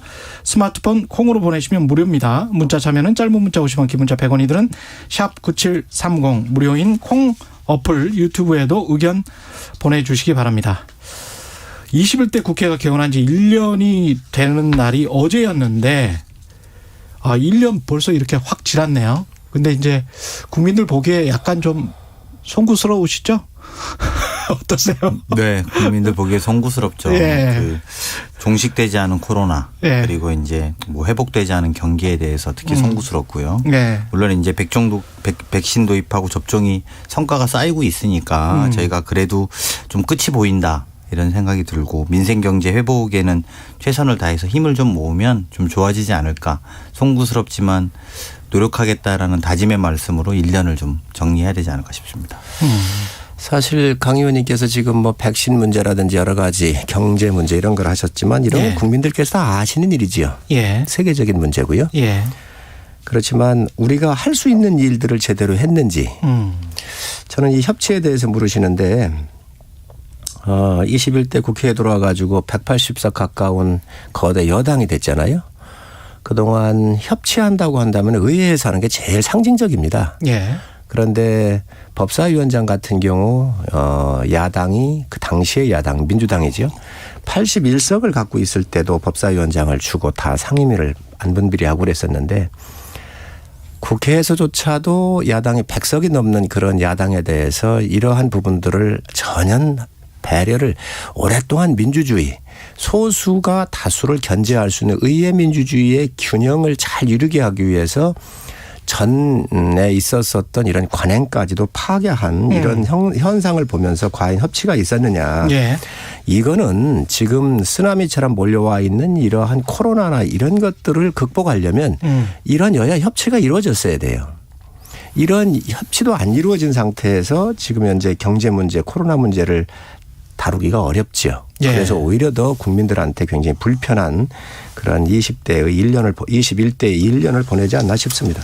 그 협치 문제 이야기를 제기를 하셨으니까 법사위원장 비롯해서 이제 상임위원장 그 배분 문제 이거를 먼저 이야기를 하죠. 어떻게 네. 보십니까 이거는? 그 말씀을 하셨으니까 말입니다만 1년 전에 개원할 때 예. 법사위원장 문제로 상당히 진통을 겪지 않았습니까? 예. 그러면서 급기야 야당에서 다 가져가라. 뭐 더 이상 못하겠다 논의를 이렇게까지 나온 거잖아요. 예. 그리고 사실은 저희는 기다릴 만큼 기다렸고 방금 말씀하신 것처럼 코로나도 그때 막 퍼지기 시작해서 걱정이 되는 상황에서 그리고 경제 문제도 걱정되는 상황에서 야당은 그냥 방치하고 내팽겼었던 겁니다. 그리고 그 결과로 법사위원장뿐만 상임위도 11대 7로 비워놓고 기다렸습니다. 그럼에도 불구하고 뭐 할 테면 해봐라. 이렇게까지 했던 것 아니겠습니까? 근데 저희로서는 더 이상 방치하기는 어려웠던 거고 국회를. 예. 그래서 했던 것을 1년이 지난 시점까지도 또 아직도 법사위원장을 다시 내놔라. 그때 어긋난 게 지금까지 문제다. 그게 어긋났기 때문에 코로나가 종식이 안 되는 거고 그게 안 되는 거기 때문에 경제복이 안 된 것처럼 말하는 것은 저는 좀 적절하지 않은 표현인 것 같고요. 오히려 좀 차분하게 지금이라도 국회를 정상화하는데 노력하시고 저는 11대 7의 원칙은 그대로 비어있다. 그리고 그때 말씀하신 것처럼 180석 대 100석의 결과를 그대로 수용하는 것이 민의에 대한 수용이라고 저는 생각합니다. 11대 7의 원칙은 그대로 있다? 네, 저희는 그렇습니다. 근데 야당이 구체적으로 그때도 그랬습니다만 안 한다 이겁니다. 그리고 그때도 정확하게 몇 가지 원칙을 세웠는데 예산과 그러니까 법사위원장과 예결위원장이 문제가 쟁점이었어요. 예, 그렇죠. 그래서 예. 예산은 야당이 통제할 수 있게 하자. 그리고 법사위원회는 또 더 잘 아시겠습니다만 뭐 과거의 관행을 이야기합니다만 지난번에 패스트트랙으로 지금까지 야당 의원님들이 재판받고 있는 거 아닙니까? 예. 그때 뭡니까? 법사위원회에서 모든 걸 다 붙잡았습니다. 그래서 패스트트랙에 올려서 저희가 300일이 넘게 기다려서 했던 그런 비효율성을 극복하자. 상식으로 돌리자라고 해서 법사위원회는 그러면 일당이 좀 가지고 예결위원회는 야당이 가지고 좀 정리를 합시다라고 제안을 했었죠. 그리고 제가 알기로는 상당 부분의 의견도 수렴됐었던 걸로 알고 있습니다. 근데 이제 어쨌든 결론적으로 야당이 그냥 마음대로 할 테면 해봐라라고 하고 이제 협상이 결렬됐던 과정인 네. 거고 저는 이게 1년이 방치됐기 때문에 지금이라도 그 1년 방치된 것을 다시 회복하는 것을 순리대로 풀었으면 좋겠다는 생각은 듭니다. 합리적인 강 의원님까지 이렇게 생각을 하고 있으니 여야가 풀리가 있습니까? 그래도 강훈식 의원 한 정도면은 굉장히 온건적이고 뭐 일을 좀 풀어보려고 하잖아요. 아니 알맹이 빼고 껍데기만 먹으라 그러면 되겠습니까? 7개가 껍데기다. 그렇습니다. 네. 지금 문제는 이 의회의 독재를 견제하기 위해서 당시 여당이었던 우리의 전신이 예. 민주당 81석이었을 때도 18대부터 이걸 준 거예요. 법사위는. 그렇지 않습니까? 예. 그리고 야당이 소수의 야당이 의회 민주주의를 지키기 위해서 서로 견제와 균형을 위해 달라고 할 때 안 주는 이유는 뭐예요? 그리고 나머지는 이거 빼고 나머지 주겠다는 이유는 뭐예요? 있을 수 없는 얘기고요. 지금이라도 1년 지났는데 여러 가지 어려움이 있잖아요. 그러면 지금이라도 우리가 이걸 요구하고 있잖아요. 법사위를 비롯해서 여러 가지 원래 국회 관행대로 이거를 좀 복원했으면 좋겠다라고 야당이 지금 요구하고 있는 거잖아요. 그러면 그걸 그대로 들어주면 되는데 지금 다른 여러 가지 이유를 대면서 이걸 안 된다 그러는 것은 저는 정말 협치의 정신이 없다고 생각을 해요. 정말 협치는 진정한 자기 것을 양보할 때 하는 겁니다. 옛날에 230석에 가까웠었던 18대 원구성에서 보면 그때 뭐가 부족해가지고 야당 81석의 야당한테 이걸 내줬겠어요. 옛날로 돌아가 보고 의회의 기본적 정신으로 돌아가서 저는 정말 이 정권이 협치하려고는 자세를 가져야지 여기서부터 다 깨는 거 아닙니까? 지금도 저 얘기를 한번 해보시자고요. 법사위원장 지금 들고 있잖아요. 안 되니까 어떻게 했어요? 법사위원장이 원내대표 하면서 겸직을 하면서 지금 현재 박주민 의원한테 의사봉도 제대로 안 내려주고 올라오지도 않으면서 지금 현재 의사봉을 두드리고 있지 않습니까? 이게 정말 국민들한테 볼 때 너무 부끄러운 일이에요. 하여튼 뭐 합리적인 성일주 어머니까지 이렇게 말씀하시니까 저희도 걱정이 많습니다. 18대까지 가기 전에 예. 저희가 초선이었을 때 성우님이나 저나 초선이었을 때 저희가 야당이었습니다. 저희가 야당이었고 그때 당시 20대 국회에서 저희가 일당이 됐지요. 예. 그렇지만 일당에서 야당에게 법사위원장을 줬다라고 하면 그때 저희가 법사위원장을 했었어야 됩니다. 그런데 권선동 의원이 하셨단 말입니다. 예. 그러니까 그럴 때는 그전에는 뭐 그랬다고 하지만 막상 20대 국회 와서 그로부터 8년 후에는 안 그렇게 적용됐었던 거죠. 그러니까 저는 그 케이스 바이 케이스에 대한 이야기를 우리가 하면 이 논점이 옛날로 돌아가서 계속 반복되는 것이고 지금 시점에서 그럼 다시 이야기해보자 이런 겁니다. 다시 법사위원장을 쟁점으로 삼을 것이냐 아니면 11대 7의 그 균형에 의해서 나누어서 다시 협상하고 논의할 것이냐 이 문제인데요. 다시 이야기를 법사위원장 문제로 또 가져가는 것이 지난 1년의 지난하고 답답한 시간을 반복하는 것과 다르지 않은 것 아니냐 이렇게 좀 바라보셨으면 좋겠다는 생각입니다. 이거 정말 본질을 잘못 알고 계신 거예요. 20대 제가 국회 원내 부대표였기 때문에 정확하게 알고 있어요. 20대는요 여당이 저희였어요. 한석이 우리가 부족했어요. 국회의장을 지금 민주당이 다수당이 됐기 때문에 국회의장을 달라 그래서 국회의장을 우리 양보하고 법사위원장을 우리가 가져온 거고요. 우리가 만약에 그러니까요. 법사위원장을 안 가져왔으면 국회의장을 가져왔을 거예요. 그런데 잠깐만요.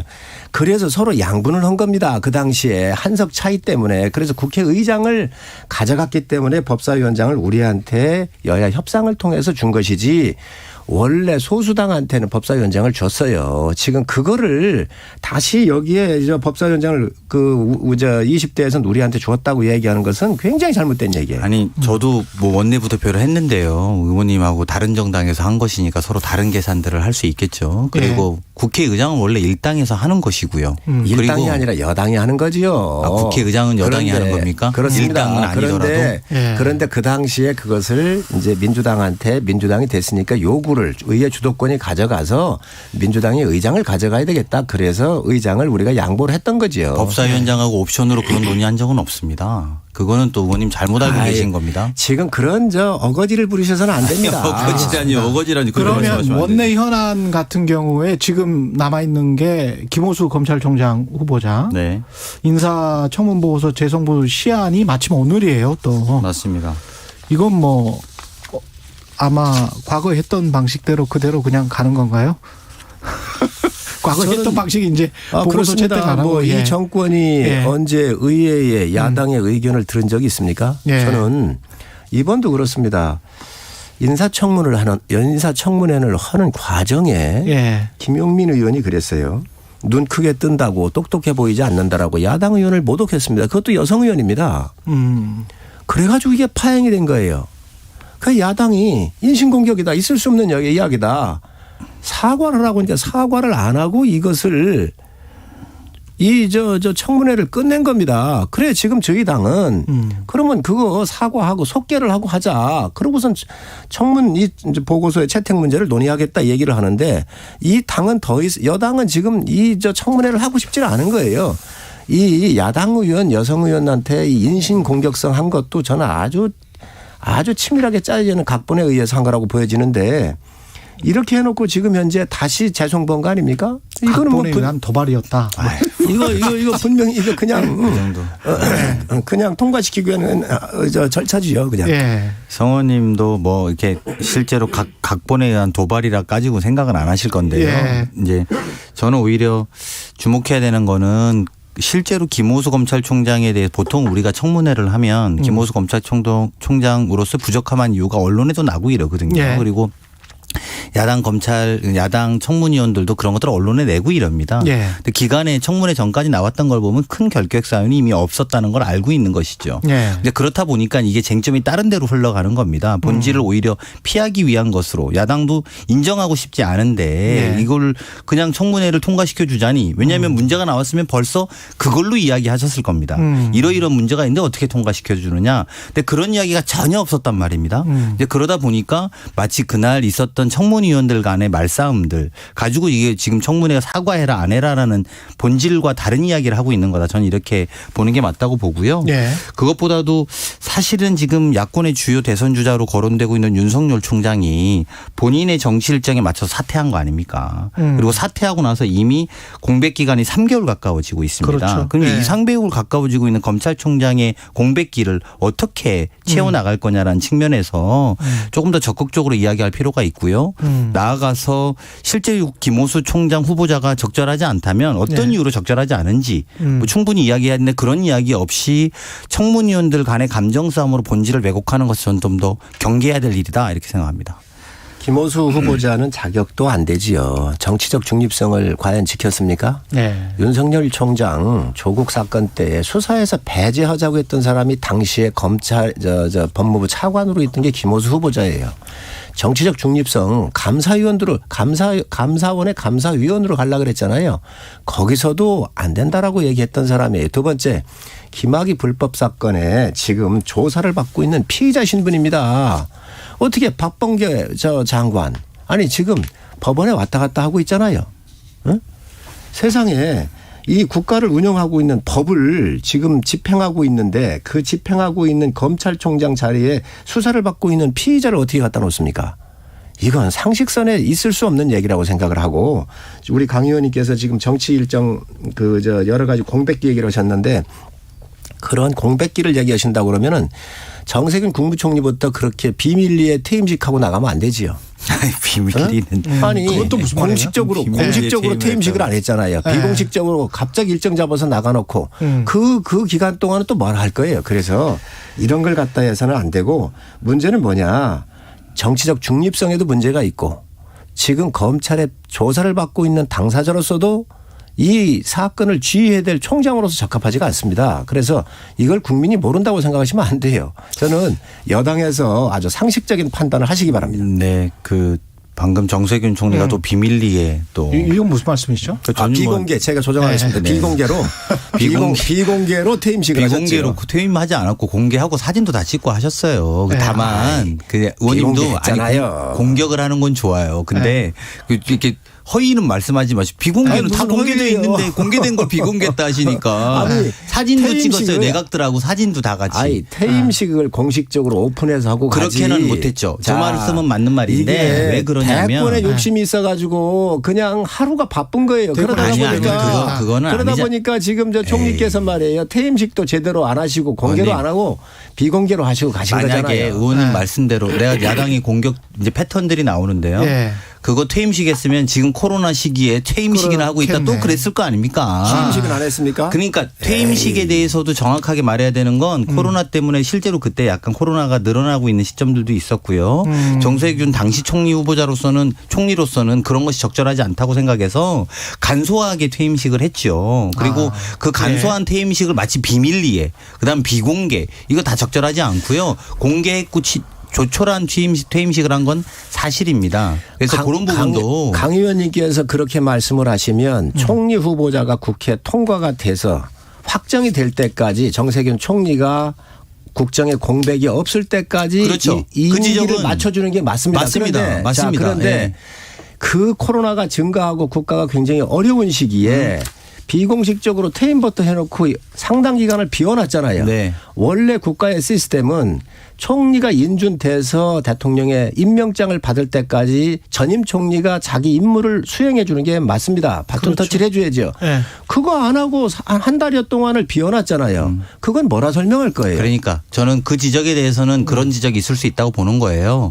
그렇기 때문에 윤석열 총장에 대해서 부적절한 지점도 지적이 똑같이 가야 된다는 겁니다. 그 지적이 잘못됐다는 게 아니고요. 그래서 제가 이야기했던 것을 다시 좀 이야기를 정확하게 하면 윤석열 총장이 그런 식으로 사퇴한 것 아닙니까? 그러니까 그런 부분에 대해서 야당의 지적이 일정 정도 일리가 있다라면 이 문제에 있어서 적극적인 청문회와 김호수 총장을 통과시키는 게 필요하다는 이야기를 드리는 겁니다. 윤 총장은 이 정권에서 쫓아냈지 그 사람이 나갔습니까? 아니 누가 쫓아냈습니까? 본인이 사퇴하신 건데. 직무정지 시키고 얼마나 박해를 했습니까? 그리고 검수완박이잖아요. 검찰 수사권 다 박탈하려고 하니까 도저히 안 되겠다. 나라도 이것을 막아야 되겠다 해서 그분을 내쫓은 것이지.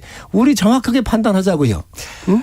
그렇게 해서 쫓아낸 것이지. 아니 언제 임기를 안 채운다고 그랬습니까? 이 정권이 얼마나 내쫓으려고 그 박해를 하고 압박을 가했나요? 국민들께서 다 알고 있는 일이에요.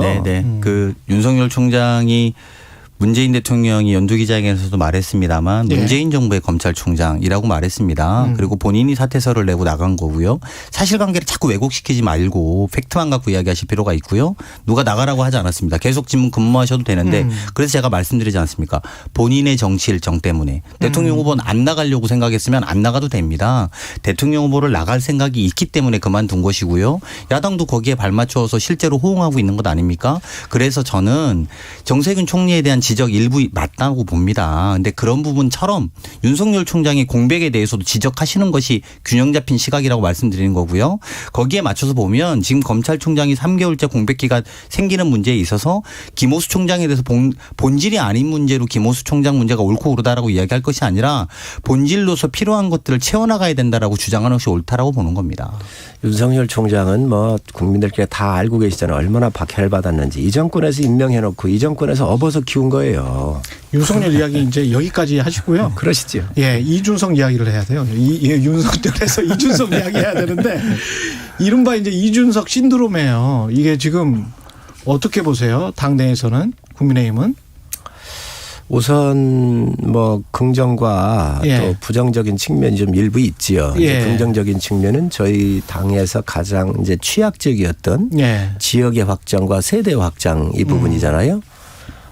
그런데 우선 지역 확장은 우리가 정말 진심을 다해서 호남에 다가가고 있습니다. 그리고 각 의원들이 각 지역 시군을 하나씩 맡고 여러 가지 우리 김종인 대표의 무릎 사과에 이어서 또 5.18에 관련된 여러 법안들 같은 법안까지 다 우리가 처리를 하면서 이제 마음을 좀 여시는 것 같아요. 그래서 앞으로 이 부분은 뭐 정권에 상관없이 우리가 꾸준하게 해서 가야 될 부분이라고 보여지고요. 예. 이제 세대 확장인데 2030, 40이 문제 아니겠습니까? 예. 근데 여기에 이제 적합한 인물이 저는 이준석이라고 생각을 해요.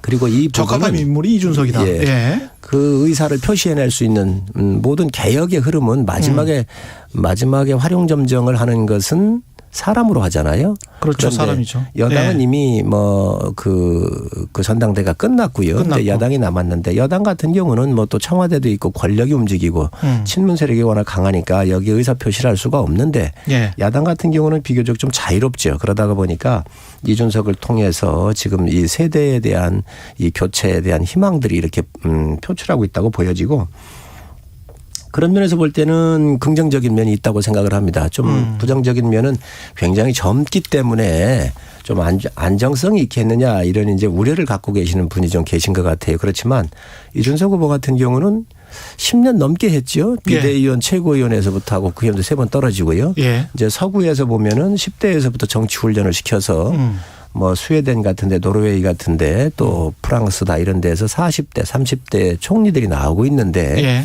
우리는 이제 이런 정치 아카데미가 없지요. 그렇지만 현장에 뛰어들어 가지고 한 10여 년 동안 정치 경험을 했기 때문에 아무래도 현장을 잘 알고 또 어려운 시절을 또 추운 세월을 이렇게 겪어봤기 때문에 당대표로 큰 무리가 없지 않겠냐라고 하는 그런 많은 사람들의 기대를 받고 있는 것 같습니다. 굉장히 긍정적으로 평가하시네. 이미 원래 본인 당은 엄청 긍정적으로 말씀하세요. 아니 거기다가 나머지 뭐 나경원이나 주호영은 지금 이름도 안 나왔어요. 그거 여러 가지를 감안을 해본다면 상당히 기울었나 이런 생각도 성 의원님이 말씀하시기는 어렵지만 예. 제가 옆에서 보면 사실상 이준석이 승리할 것이다. 전 이렇게 봅니다. 옆당에서 보면. 그러니까 우리 당도 설마 이준석 후보가 될까라고 하는 흐름이 있어요. 예. 근데 저는 이준석 후보가 당선될 거라고 봅니다. 근데 이렇게 되면 사실은 더불어민주당 같은 경우에 그 혁신이나 쇄신의 이미지에서는 좀 상당히 밀리는 거 아니에요? 굉장히 좀 부담감이 있는 거 아닙니까? 어떻습니까? 네, 뭐 저는 그런 면에서는 우리 당도 경쟁해야 된다고 생각하고요. 그리고 저런 모습에 대해서 비판할 것만은 아니고 경쟁할 건 경쟁해야 된다고 생각하고요. 예. 이준석이라는 개인에 대한 평가를 떠나서 젊은 후보의 선전은 전 놀랍게 보고 있습니다. 그리고 특히 보수 계열 정당에서는 좀 보기 힘들었던 모습이기 때문에 그렇죠. 저는 그런 모습은 높이 쳐줘야 된다고 보고요. 그렇죠. 말씀하신 것처럼 두 가지는 이제 본인의 과제, 그러니까 이준석 후보가 대표가 된다면 본인의 과제가 남을 것 같습니다. 하나는 이제 이게 세대 교체가 지금 슬로건인데 사실상의 내용상에 보면 이게 세력 교체가 될 것이냐. 그 문제도 저는 이제 그 문제가 굉장히 예. 중요할 거라고 봅니다. 그러니까 뭐냐면 데코레이션이 되지 않으려면 그렇습니다. 본인이 예. 실제로 지금까지 우리가 국민의힘에 대해서 많은 국민들이 느꼈던 뭐 소위 빨갱이 이 색깔론 주장하고 상대당에게 이런 정당 또 태극기 정당 예. 이런 정당에서 새로운 세력으로 실제로 넘어가는 세력 교체가 가능할 건지가 하나의 관전 대목일 것 같고요. 그리고 두 번째는 저는 이제 아까 물론 이제 잘할 수 있다는 기조로 우리 성 의원님 말씀하시지만 실제 정당 운영을 잘할 수 있느냐 이런 건 또 옆에서 보던 거랑 또 조타수가 되는 문제는 좀 다른 거잖아요. 그렇죠. 그래서 네. 그런 부분은 이제 두 가지 과제가 남을 거라고 봅니다. 이 두 가지 과제를 잘 통과한다면 저는 굉장한 파괴력을 지닐 거라고 보고요.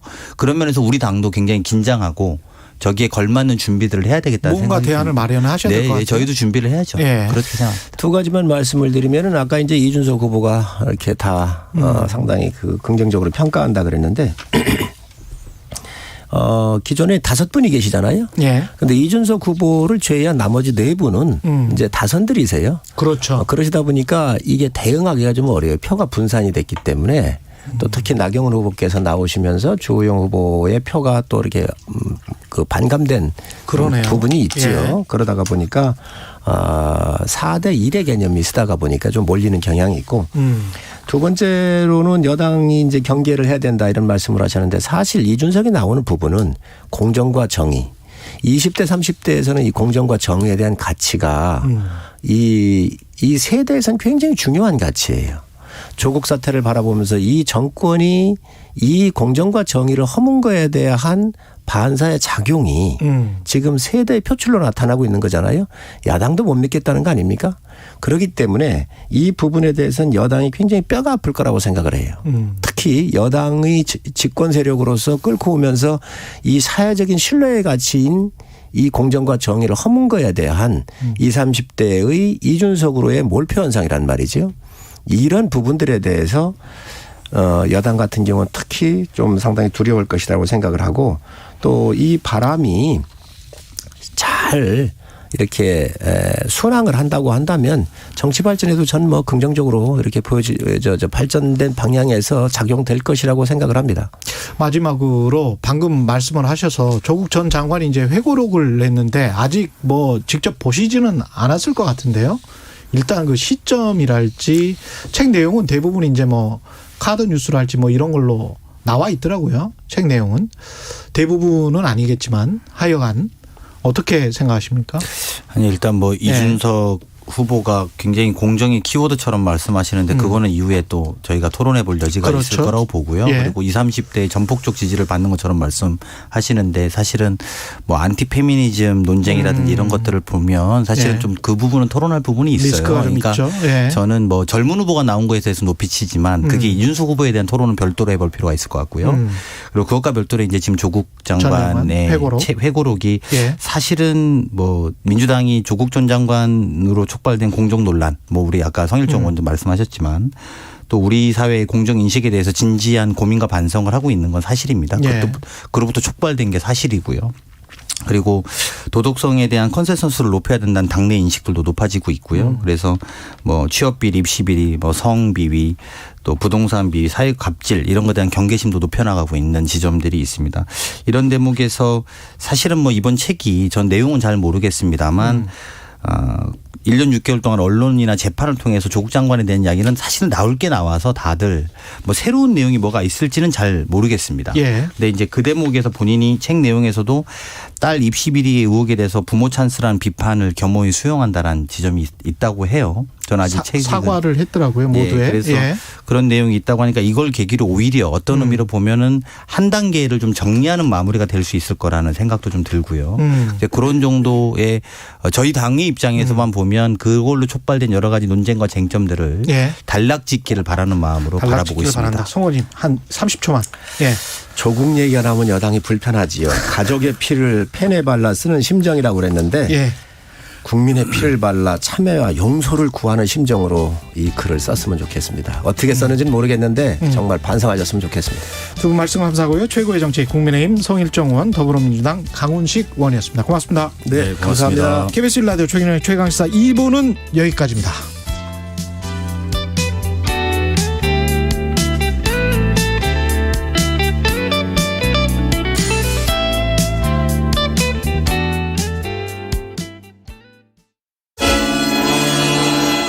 공정한 경쟁, 투명한 평가로 개천에서도 용이 날 수 있다는 믿음을 줄 수 있어야 우리 세대의 이 잔인한 임금의 격차를 다음 세대까지 물려줄 수는 없지 않겠습니까? 모두에게 정의로운 그런 땅을 물려줘야 하지 않겠습니까? KBS 뉴스 홍사훈입니다. 오후 4시 5분 홍사훈의 경제쇼. 경제도 이제는 저 홍반장 홍사훈입니다.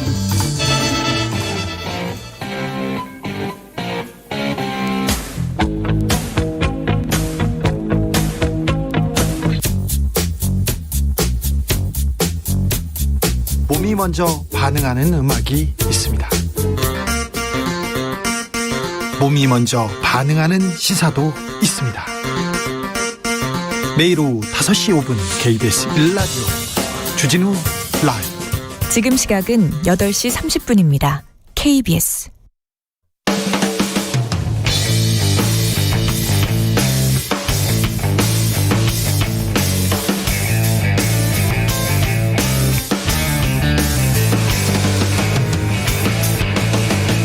최경영의 최강 시사.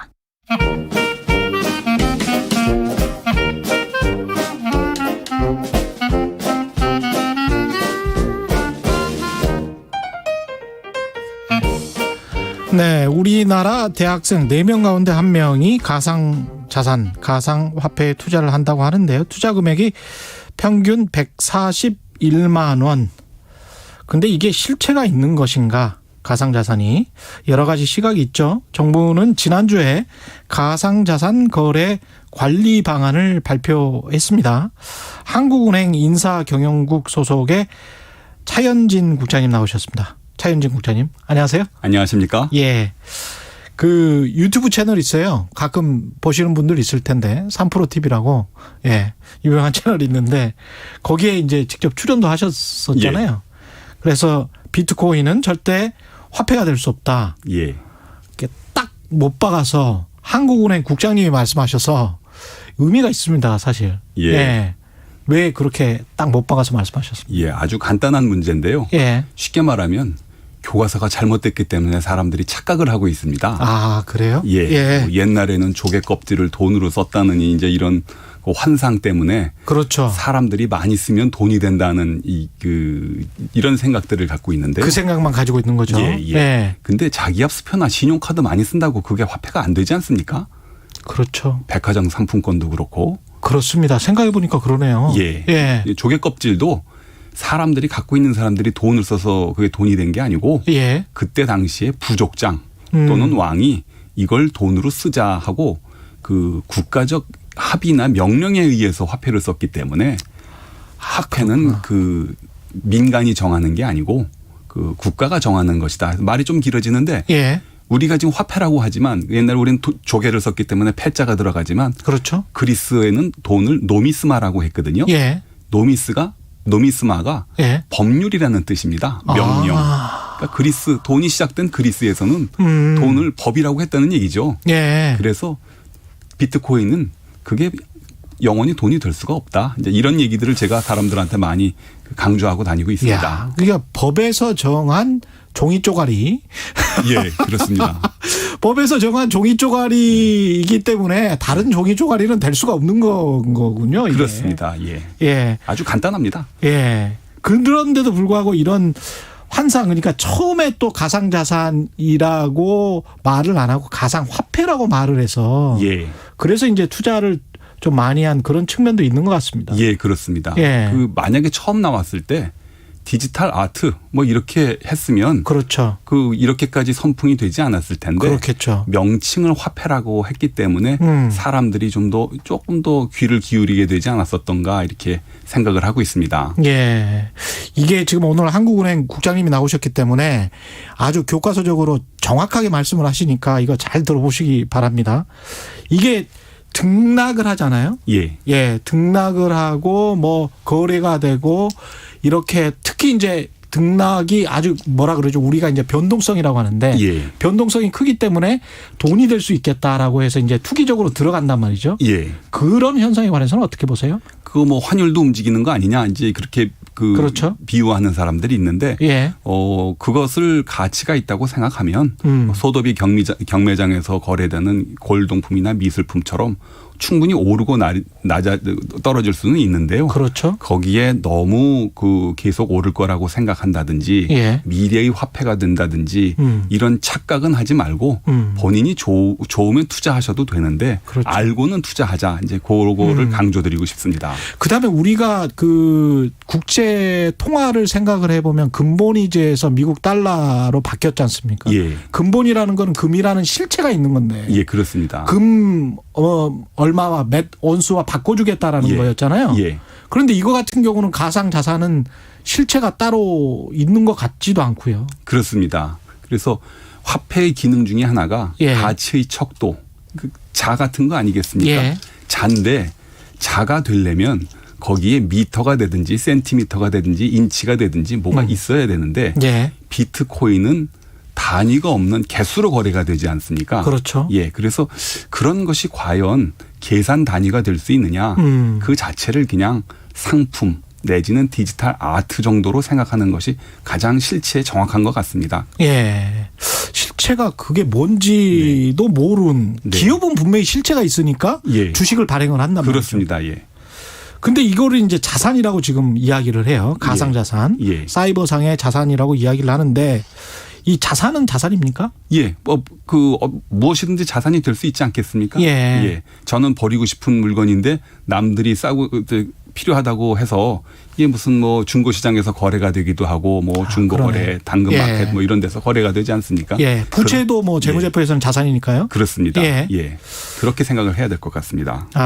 그러면 이게 자산으로 인정을 하면 네. 그러면 자산이 거래가 될 때는 세금도 발생을 해야 될 거고 예. 시세 차익이 발생하면 또 역시 세금이 그렇습니다. 발생하고 예. 뭔가 규제가 안 들어갈 수가 없겠습니다. 예, 특히 정부가 내년부터 예. 250만 원 이상의 소득에 대해서는 투자 이익에 대해서는 과세를 한다고 했는데요. 예. 그 방침은 크게 잘못된 것 같지는 않습니다.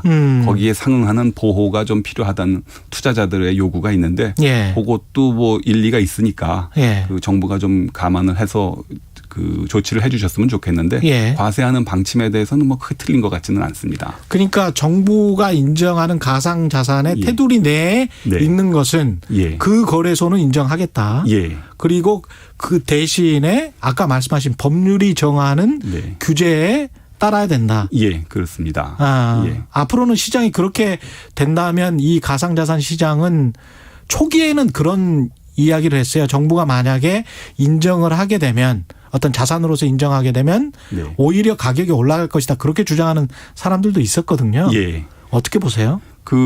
이제 그거는 상황에 따라서 달라지는 것 같습니다. 예. 지금은 울고 싶은 때 이제 뺨 때려주는 격이라서 정부 때문에 가격이 폭락했다고 하는데 말씀하신 대로 4년 전에는 우리 돈 내고 다 내고 할 테니까 인정만 해달라 하는. 맞아, 그랬었어요. 초기에는. 예.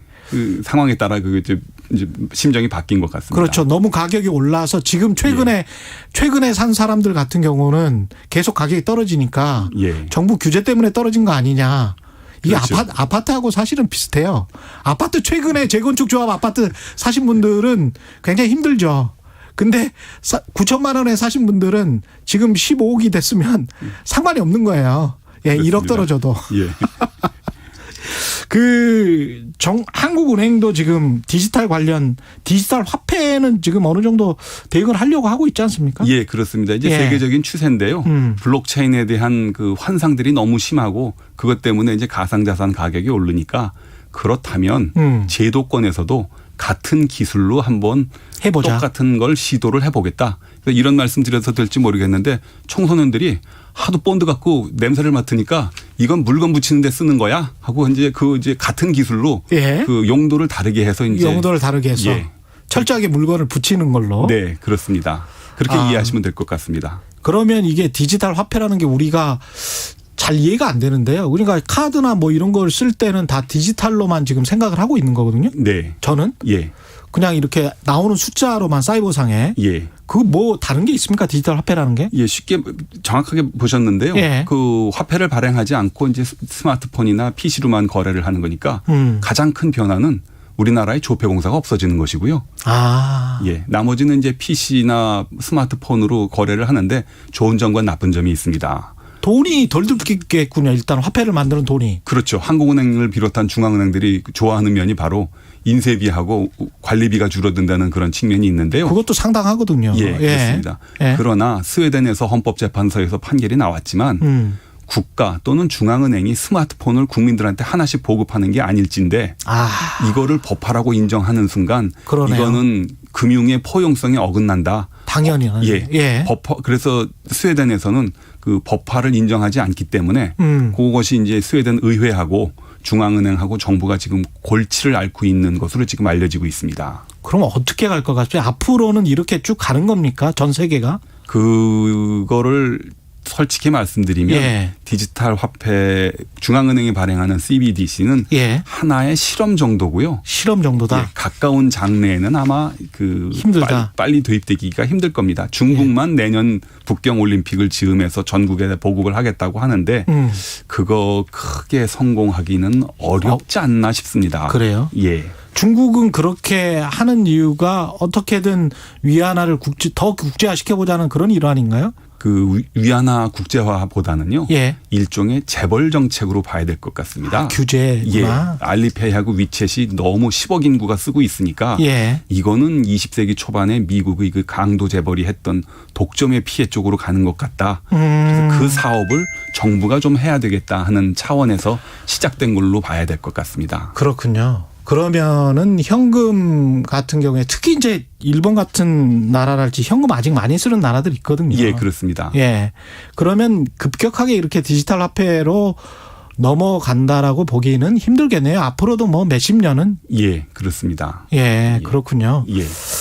그렇게 되는 것이고 그러면 이제 세계의 흐름은 어떻습니까? 어떻게 봐야 되나요? 가상자산에 대한 규제는 전반적으로 이제 시작됐다라고 봐야 되는 거죠? 예, 그렇습니다. 오늘 어제부터인가 시작되는 그 전 세계 그 정상회담이 지금 진행이 되고 있지 않습니까? 예, 뭐 G20 모임도 있고 정상급 회의가 많은데 아마 금년 하반기나 내년쯤 되면 이 가상자산 문제가 그 전 세계적인 이슈가 돼가지고 그 규제를 좀 강화하는 쪽으로 가지 않을까? 특히 거기에 중국이 앞서지 않을까 하는 생각을 해봅니다. 중국이 앞서지 않을까? 블록체인 기술에서 지금 앞서 있고 본인 그 나라가 지금 전 세계 CBDC를 주도권을 갖고 있기 때문에 우리가 이걸 보급을 했으니 이런 기술을 제도권에서 흡수하든지 아니면 다 같이 규제 쪽으로 가자 하면 중국이 지금 거의 한 70%를 채굴이 중국에서 일어나고 있는데 그래서 이제 탄소 배출도 많이 일어난다고 하는데 그거의 이미지도 좀 개선하는 효과도 있고 그래서 중국이 아마 앞으로 규제 강화 쪽에 제일 선두에 서지 않을까 하는 그런 생각을 해봅니다. 그 한국은행에서 나오셨기 때문에 금리 이야기 안 할 수가 없는데 금리를 뭐 경제 상황에 따라서 무조건 이제 전제가 붙으니까 이주열 한국은행 총재께서 연내 인상도 할 수 있다는 식의 말씀이었어요. 물론 경제 상황을 봐야 된다고 말씀하셨지만 어떻게 보세요? 지금 상황. 금리 얘기는 뭐 제가 감히 드릴 말씀은 없습니다. 아니 전반적으로 어떤 인플레이션이나 한국은행에서 뭐 조사국도 있고 뭐 이렇게 쭉 보실 거 아니에요.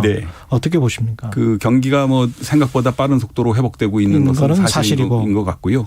그리고 그 거기에 제일 중요한 건 거기에 따라서 인플레이션이 어떻게 될 것인가 하는 건데 그거는 조금 두고 봐야 될 것 같습니다. 조금 두고 봐야 된다. 진짜 조심스러운 문제인데 너무 성급해서도 안 되고 너무 늦어서도 안 되는데요. 그걸 연말쯤 가능성이 뭐 전혀 없다고 할 수는 없겠지만 그렇다고 지금 우려하는 것처럼 그 갑자기 최근 4월 달에 원자재 가격하고 이제 이런 것이 많이 올랐지 않습니까? 뭐 그 속도가 계속될 것 같지는 않고요. 올리더라도 뭐 갑자기 뭐 어떻게 올리는 게 아니고 0.25% 포인트 정도 아마 그렇게 올리겠죠? 과거 금리가 8, 9%에서는 그게 베이비 스텝이었는데 지금 상황에서는 이제 빅 스텝이 돼버렸습니다. 그렇죠. 그 아마 걱정을 많이 하시는 분들이 많을 텐데 조심스럽게 할 겁니다. 한국은행이. 알겠습니다. 오늘 말씀 감사하고요. 차현진 한국은행 인사경영국 소속 국장님이었습니다. 고맙습니다. 감사합니다. KBS 1라디오 최인의 최강시사 듣고 계신 지금 시각은 8시 43분입니다. 최경영의 최강시사는 여러분과 함께합니다. 짧은 문자 50원, 긴 문자 100원이 드는 샵 9730. 어플 콩과 유튜브는 무료로 참여하실 수 있습니다.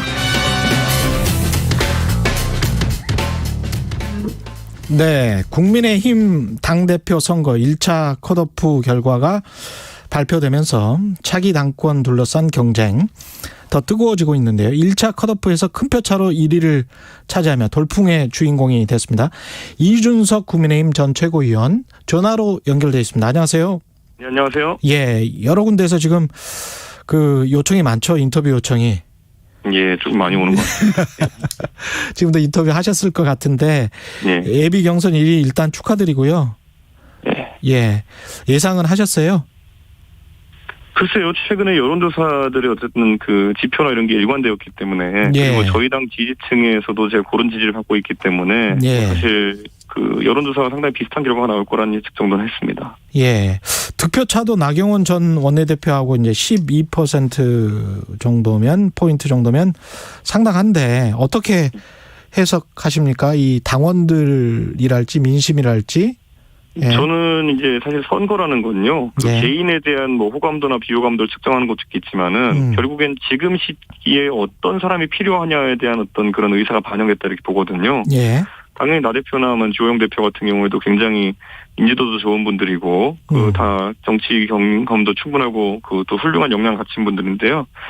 대선을 앞두고 과연 이기기 위해서는 누가 적절한가에 대한 고민이 있었던 것이 아닌가. 예. 그랬을 때 이번에 오세훈 시장 선거 때 보면 2030 세대가 진짜 열렬히 지지해가지고 오세훈 후보가 압도적인 표로 이겼거든요.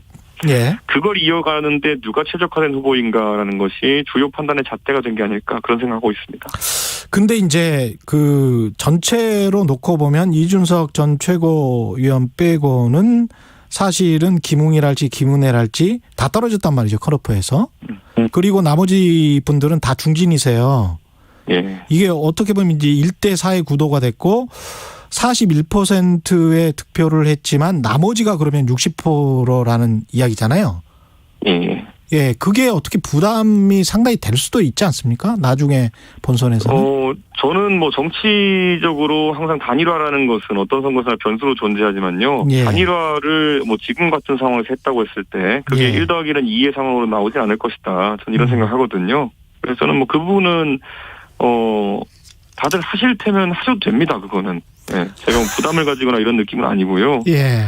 다만 그게 지금 아까 말씀드렸던 것처럼 비전 경쟁으로 가게 됐을 때 제가 내세우는 비전, 그러니까 2030의 강한 지지세를 계속 이어나가겠다라는 비전을 이길 만한 비전이 그 단일화 과정에 나오면은 저보다 유리할 것이고요. 그게 아니라 지금처럼 뭐 네거티브 한다든지 아니면 뭐 경험과 경륜 이 얘기만 반복할 것 같으면은 예. 큰 시너지 내기 어렵다 봅니다. 단일화해라. 단일화해도 자신 있다. 뭐 이런 말씀이시네. 꼭 예. 그렇게 오만하게 비춰지게 말씀하시면 안 돼요. 아니에요. 그런 건 아니고 대구 민심 그 어떠세요? 주말 사이에 이제 대구 갔다 오셨잖아요. 그러니까 대구 같은 경우에도요. 예. 이번에 많은 분들이 뭐 대구에서 대구 출신 뭐 주호영 후보에게 몰표가 가지 않을까 뭐 이런 예측도 있었고 그냥 그 지금까지 전통적 구도에 따른 그런 이야기가 많이 나왔는데요. 예. 사실은 대구가 어느 곳보다도 정권 교체에 대한 열망이 그리고 세대 교체에 대한 열망이 가장 큰 곳이라는 걸 이번에 확인했습니다. 예. 그래서 이번에 뭐 대구 표심이라는 것이 저한테 절대 불리하지 않다. 이걸 확인하고 왔고요. 예. 저는 결과도 그렇게 나올 거라고 봅니다. 광주에서 어제 그 첫 합동 연설에는 어땠습니까? 저는 어쨌든 뭐 예비 경선 1위를 하면서 국민들이나 아니면 그 당원들이 저에게 그 부탁하는 것은 결국 비전과 미래로 계속 승부해라 이런 것인 것 같았고요. 예. 제가 그 토론회를 보면서 깜짝 놀랐던 것이 그 연설을 보면 깜짝 놀랐던 것이요. 예. 제 앞 코너에 이제 그 홍문표 의원님께서 이제 연설을 하셨거든요. 예. 근데 홍문표 의원님이 아마 이번에 선거에 뛰어든 분 중에 제일 고령자이신데도 그렇습니다. 예.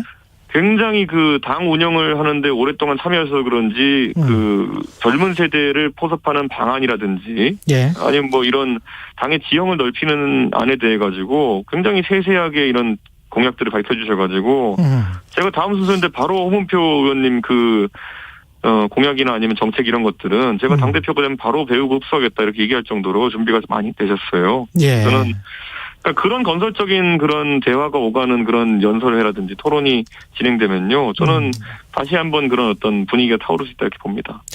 지금 그 경륜 아까 말씀하셨지만 경륜을 걱정하는 일각의 시선에 관해서는 어떻게 보십니까?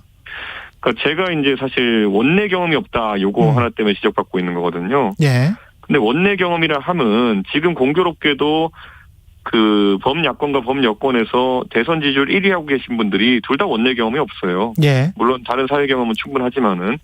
그래서 저는 원내 경험이라는 것이 뭐 대표는 원내 경험 있는 사람이 하면 안 되고 그리고 뭐 대통령 그러면 원내 경험 있는 사람이 해도 됐냐 그건 아니거든요. 그러니까 저는 원내 경험이라는 것은 사람이 가질 수 있는 경험 중에 한 가지일 뿐이고 예. 우리 당에서 당대표와 원내대표를 따로 두고 있는 이유가 그겁니다. 원내대표는 원내 협상이나 이런 걸 담당하기 때문에 원내 경험이나 경륜이 중요하고요. 예. 당대표 같은 경우에는 당의 비전과 미래를 제시하는 것이 주 그 역할이다 보거든요. 예. 저는 김기현 원내대표와 소통하는데 아무 문제도 없고 김기현 원내대표께서도 전혀 문제가 없다고 이미 공개적으로 밝히셨거든요. 예. 그렇기 때문에 그 부분은 앞으로 아무리 지적한다 해도 그 유의미한 지적은 아닐 것 같습니다. 근데 나경원 전 원내대표 같은 경우에 최경련의 최강시사에서도 직접 그런 이야기를 했어요. 유승민 후보 관련해서 특정 계파 측 후보를 지지하는 사람이 하면 이 통합에 도움이 되겠느냐, 야권 단일화에. 뭐 이런 이야기인데 어떻게 보십니까? 그러니까 유승민계라는 조직이 실제로 있는지도 저는 약간 의문이긴 한데요. 제가 예전에 바른정당에 있었기 때문에 바른정당의 대통령 후보였던 유승민 의원을 대통령 만들겠다는 것이 예. 그렇게 이상한 얘기도 아니고요. 예. 예전에 저는 새누리당에 있었을 때 박근혜 대통령 만들기에 올인했던 사람이고요. 아, 그때는 그렇게 하는 게 당연했다. 이번에 예. 제가 당대표가 되면은 야권 단일 후보를 꼭 만들 것이고요. 그 야권 단일 후보가 되는 사람을 대통령 만들기 위해서 저는 밤잠 줄여가면서 일할 겁니다. 그러니까 저는 그런 것들을 만약에 누구 대통령 당선을 위해 가지고 뛰었다라는 걸 개파 논쟁의 근간으로 삼을 것 같으면요. 예. 저는 뭐 그렇게 따지면은 나경원 후보나 주호영 후보는 친이계였고요. 예. 뭐 그런 식으로 이제 할 수 있는 잘 안 하거든요. 원래 그런 거를. 예. 그건 그냥 당인으로서의 자세직을 개파 논란으로 몰고 갈 생각이 없거든요. 그래서 저는 그런 이야기는 안 나왔으면 좋겠고 그냥 웃자고 하는 얘기지만은 만약에 진짜 유승민 의원 주변의 사람들이 너무나도 조직적이고 너무나도 개파적으로 힘이 있는 곳이라 가지고 예. 아무 깜도 안 되는 진짜 이준석을 당대표로 이렇게 밀어올리는 역량이 있다고 한다면요. 예. 도대체 그 개파는 뭐길래 유승민 의원은 그렇게 못 만들었습니까? 그러니까 저는 오히려 진짜 유승민계라면 유승민 대통령 만들기 위해서 그런 성과를 냈었어야죠. 근데 지금 봤을 땐 그거는 대중 지지율 봤을 때 유승민 의원이 그렇게 잘하고 있는 것 같지는 않거든요. 그러네요. 예. 그러니까 저는 이게 개파 때문에 이준석이 이렇게 되고 있다고 인식하는 것 자체가 저는 상황을 잘못 파악하고 있다 이런 생각입니다. 그 이준석 후보와 아마 이제 여러 논쟁을 많이 했었죠. 페미니즘 논쟁을 비롯해서 진중권 전 동양대 교수, 이준석 전 최고위원으로 세대 교체가 되면 망한다. 인터뷰에서 이런 이야기를 했는데 어떻게 생각하세요? 그 원래 로마 교황청이나 이런 데 가보면은 예. 계속 그냥 나쁜 소리만 하는 역할을 가진 분들이 있어요. 그 데빌스 애드보켓이라고 예. 악마의 대변자 뭐 이런 거 있거든요. 예, 데빌스 애드보켓. 예. 그게 악마라서 그런 게 아니라요. 예. 그 가장 걱정하고 또 가장 또 안 좋게 생각하는 분들의 입장에서 최대한 경계할 수 있도록 여러 제안을 주시고 조언을 하는 역할일 텐데요. 최악의 시나리오를 상정하는 것뿐이다. 그렇죠. 근데 예. 저는 뭐 진중권 교수가 하는 우려들 중에 타당성이 있는 것이라면 제가 참 그것을 회피하기 위해 노력할 것이고요. 예. 진중권 교수가 하는 말 중에 예를 들어서 진짜 제가 걱정스러운 부분이 있다고 한다면은 뭐 진중권 교수 사적으로 소통 가능한 사이니까요. 또 조언 듣고 이렇게 하겠습니다. 근데 뭐 전 진중권 교수가 저랑 사이가 나쁘다든지 그래서 그런 얘기 하는 게 아닌 걸 알고 있기 때문에 그건 문제되지 않습니다. 예. 또 제 선대위원장 역할에서 이제는 공식적으로 악마의 대변인 역할까지 해주시겠다면은 예. 저는 정말 감사하죠. 근데 이게 그 국민들 입장에서는 이미지 쇄신은 될 것 같아요. 이준석 후보가 대표가 되면. 근데 이제 실체 아까 이제 강훈식 의원도 세력이 바뀔 수가 있겠느냐. 국민의힘. 그런 지적에 관해서는 어떻게 생각하세요? 제가 참 호랑이 등에 탔습니다. 제가 이번에 전당대 타고 보니까 호랑이 등이더라고요. 예. 그런데 결국에는 호랑이를 탄 것이기 때문에요. 호랑이를 옳은 방향으로 이끌면은 지금 이미 약간 그 기성 정치인들의 어쨌든 패기 없음과 그리고 보신주의에는 충분히 맞설 수 있다. 저는 이렇게 보는 것이고요. 예. 저는 어느 정당이든지 크게 한 번씩 변혁을 겪는다 이렇게 봅니다. 예를 들어 과거에 호남 중심의 어쨌든 구 DJ계 중심으로 했던 그런 어떤 민주당도 결국 노무현과 문재인 대통령을 겪으면서 좀 더 젊은 사람들과 함께하고 그리고 또 노무현 정신이란 걸 구현하고 이렇게 한다고 하는 것처럼 저는 우리 당도 변혁을 몇 번 겪어야 되는 것이거든요. 근데 저는 제가 제시하는 공정 담론이라는 것이 만약에 우리 당의 근간에 자리할 수 있다고 한다면은 저는 세대 교체를 뛰어넘는 큰 체질 변화가 있을 것이다 이렇게 봅니다. 그 당 대표가 되면 김종인 선대위원장 체제로 하겠다, 모시겠다고 했고, 근데 국민의당 권은희 의원은 방송 인터뷰에서 이준석 후보가 당 대표 되면 야권 통합에 부정적일 것이다. 이거는 아마 맞닿아 있는 것 같거든요. 아마도 이제 여보세요? 예. 예. 어떻게 보십니까? 저는 그러니까 안철수 대표께서 왜 그렇게 싫어하는 분이 많은지 모르겠어요. 예. 김종인도 싫고 이준석도 싫고 뭐 다 싫어하시는 것 같은데. 예. 저는 사실 다 예전에 안철수 대표랑 당을 같이 했거나 아니면은 안철수 대표의 멘토 역할을 하시던 분들이거든요. 예. 그러니까 저는 뭐 이런 입장이 계속 나오는 것 자체가 이거는 데빌스 애드보켓도 아니고 그냥 싫은 거 티가 나는 거거든요. 예, 뭐 합당하겠다 하셔놓고 이렇게 하면 어쩌자는 건지 제가 약간 의아합니다. 지금 보면은 사실 예의도 아니거든요. 다른 당의 전당대회 과정 중에서 밖에서 감나라 배나라 하는 것 자체가 원래 예의가 아니에요. 그러네요. 민주당과 저희 당이 서로 전당대회를 치워도 저희가 뭐 민주당 전당대회에 있어서 저 사람이 당대표 되면 우리 뭐 안 한다, 뭐 망한다 이런 얘기 했습니까? 그런 이야기 안 아니면 민주당도 지금 저희 당에 대해 가지고 뭐 그냥 애정어린 조언은 서로 할 수 있겠지만은 뭐 이준석이 당대표 되면 뭐 송영길 대표가 만나지 않을 거 이런 얘기 안 하잖아요. 그렇죠. 저는 이거는 기본적으로 정당 정치에 대한 굉장히 좀 이해가 부족한 게 아니냐 이런 말들이 자꾸 나오는 것은 저는 상당히 우려스럽고요. 저는 좀 자제하셨으면 좋겠습니다. 이걸 왜 제가 얘기해야 되는지 모르겠지만은 뭐 그렇게 남의 당 선거에 관심이 많아가지고 최근 인터뷰에서 이 윤 전 총장 관련된 발언 비단 주머니 3개를 드리겠다. 만약에 우리 당에 들어오면 이게 뭐죠? 비단 주머니 3개가? 그걸 왜 제가 지금 알려드립니까? 아니 그게 이제 그런데 이게 제가 뭐 세부적인 건 말씀드려서 없지만요. 윤석열 총장이 예를 들어서 범야권 후보가 되고 싶다. 그리고 국민의힘과 함께하고 싶다라 그러면은 국민의힘이 굉장히 매력적인 정당이 돼야 되는데 그 중에 하나가 제가 봤을 땐 위기 관리 능력입니다. 이번에 서울시장 선거에서 오세훈 후보에 대한 수많은 네거티브가 있었지만은 그에 대해서 받아칠 것은 받아치고 무시할 건 무시하고 이렇게 하는 위기 대응 능력이 오세훈 후보의 강점이었고 그게 당의 역량이거든요.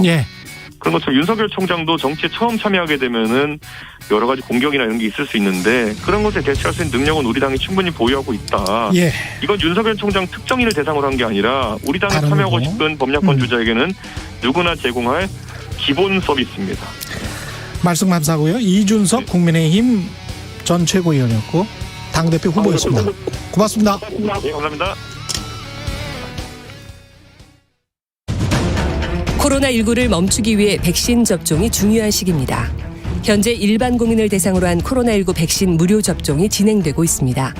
예방접종과 관련된 문의는 질병관리청 콜센터 1339로 전화하시면 됩니다. 접종 이후 통증이 있으면 깨끗한 마른 수건을 대고 그 위에